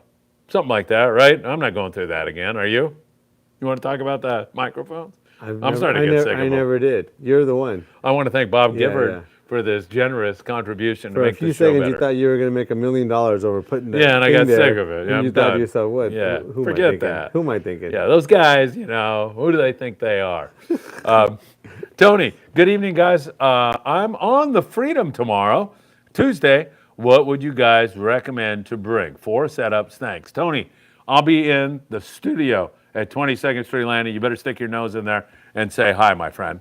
I would bring a 25, a 40, a 60, and a 100. That'd be the 4 I'd bring. All right, very good. Halibut man. Tony, bring multiple setups from 30 to 40 pound line to another 100 pound. Also, tons of different hooks. Yeah, a lot of different hooks. All right, Wild Willie.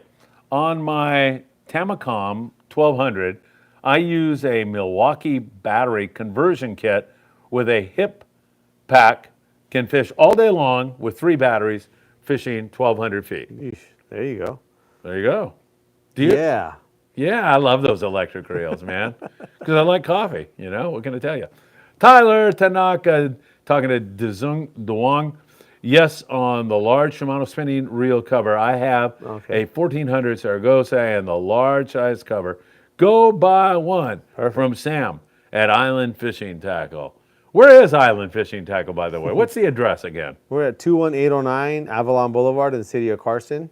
We're open Monday through Saturday, 10 to 6, Phone number is 310-707-1205. All right, we're going to have to give away these last set of hooks. I'm going to have to dream up a really good final question. Carlos, hey, Sam, how much is a big spool of metered Eisenline Spectra in 80, 100, or 130, please? Very polite. Don't know off the top of my head, to be honest with you. I know that it's a little bit on the pricey side.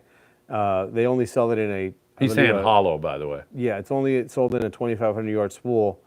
But yeah, it's in the, I don't know, $700 range or something like that. It's quite a bit. And they only make it in 100 hollow and 130 hollow. Those are the two options that you have. All right, very good.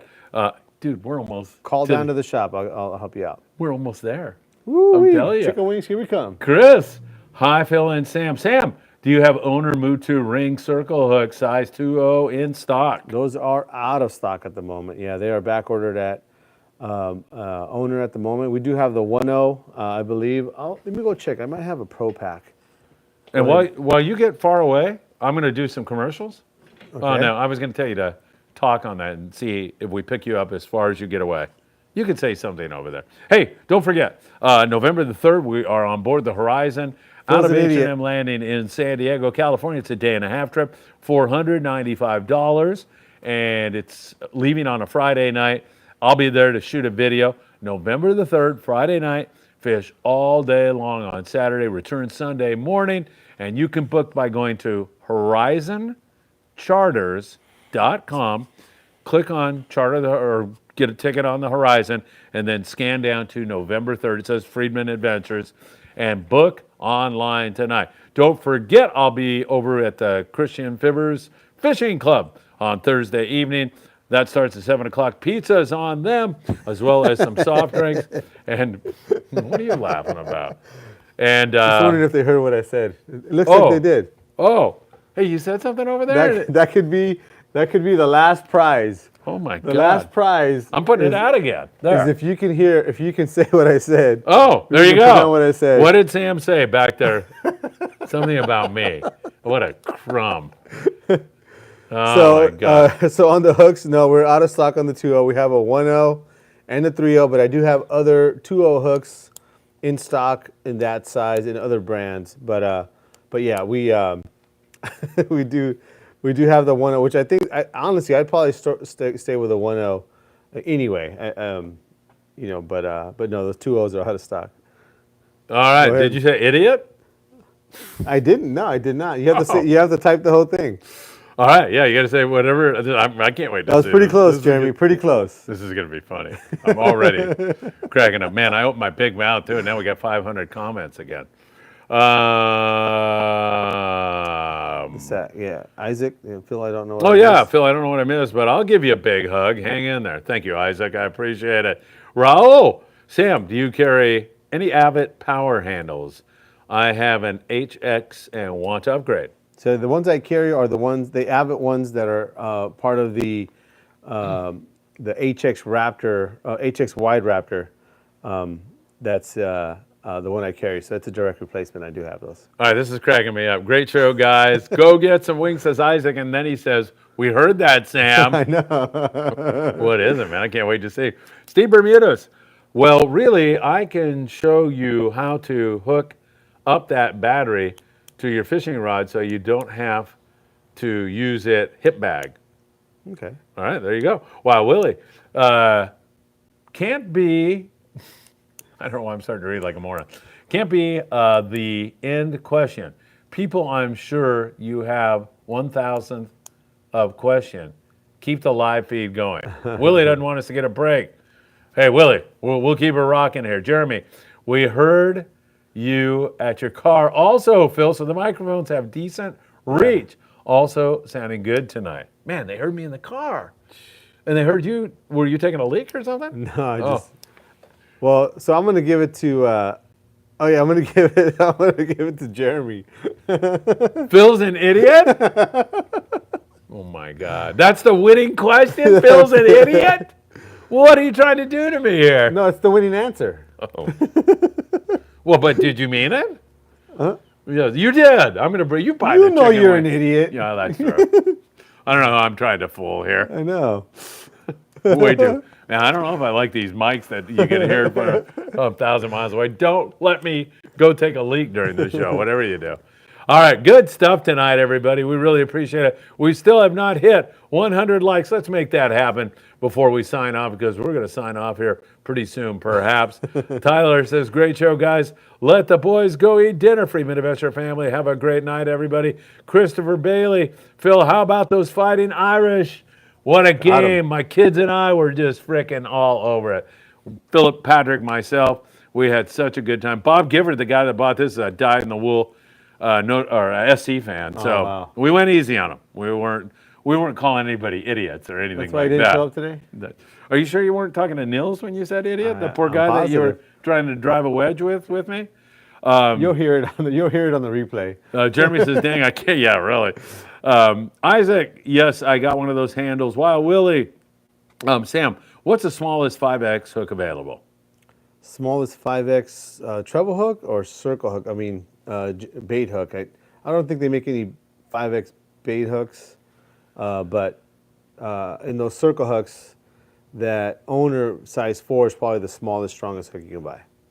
All right, Phil and idiot, said Jeremy. You gave it to Jeremy? Yeah. All right, Jeremy, you win. You win. While Willie's laughing his butt off. Jeremy, I went back and listened to it. Isaac, what I said before that. Nils says, play nice, kids. Nils is taking a shot at me now saying, fighting who? Jeremy, Phil, he said fighting Irish, not, wait, no, what? Fighting Irish, not, he said flighting Irish, not fighting Irish. Flighting. All right, oh, yeah, you're right. You know, when you're brainwashed like me, you love the Irish, what can you say? Richie Rich, we appreciate you guys for what you do for the fishing community. Thank you, Phil and Sam. Thank you, Richie Rich. Nils, so was I. Phil, you're an idiot in the fishing industry. Steve Bermuda. Steve, I'm going to get even with you at the Christian. That's not Christian, let me tell you. Yeah. All right, I think we're good. Good night, guys. Good, yeah. Love the show. Have some wings. Why don't you tell everybody where they can find you here? Try to be nice to me. Stop with the idiot stuff. I'm okay? done. All right. One and done. Okay. I'm good. Good. So this is Island Fishing Tqckle. We are at 21809 Avalon Boulevard in the city of Carson. We are open from Monday through Saturday, 10 to 6. Phone number here is 310-707-1205. You guys can Almost reach forgot, me there. huh? You can Speaking email of me. idiots. You could email me at sam@islandfishingtqckle.com. Also through social media. On Facebook and also Instagram. And also want to say thanks to owner for providing these hooks. And that was a cool deal. We can probably do that again sometime. All right, yeah, my deepest thanks to owner and, of course, Anchor Work. Anchor Work, I mean, you couldn't have done it without them. Yeah, I couldn't have done it without it. Hey, I think the mics sound good. Sam, it's really good to be with you tonight, and a lot of fun as always. And also, good night, Diego and Luna. Hope you did your homework already. I hope you're almost ready for bed. Good night, kids. Good night, everybody. Don't forget, hit that like button, subscribe, and leave a comment below. You guys were great tonight. And finally, both Sam and I agree, let's keep Eddie and his family in our thoughts and prayers. Good night, everybody. Good night.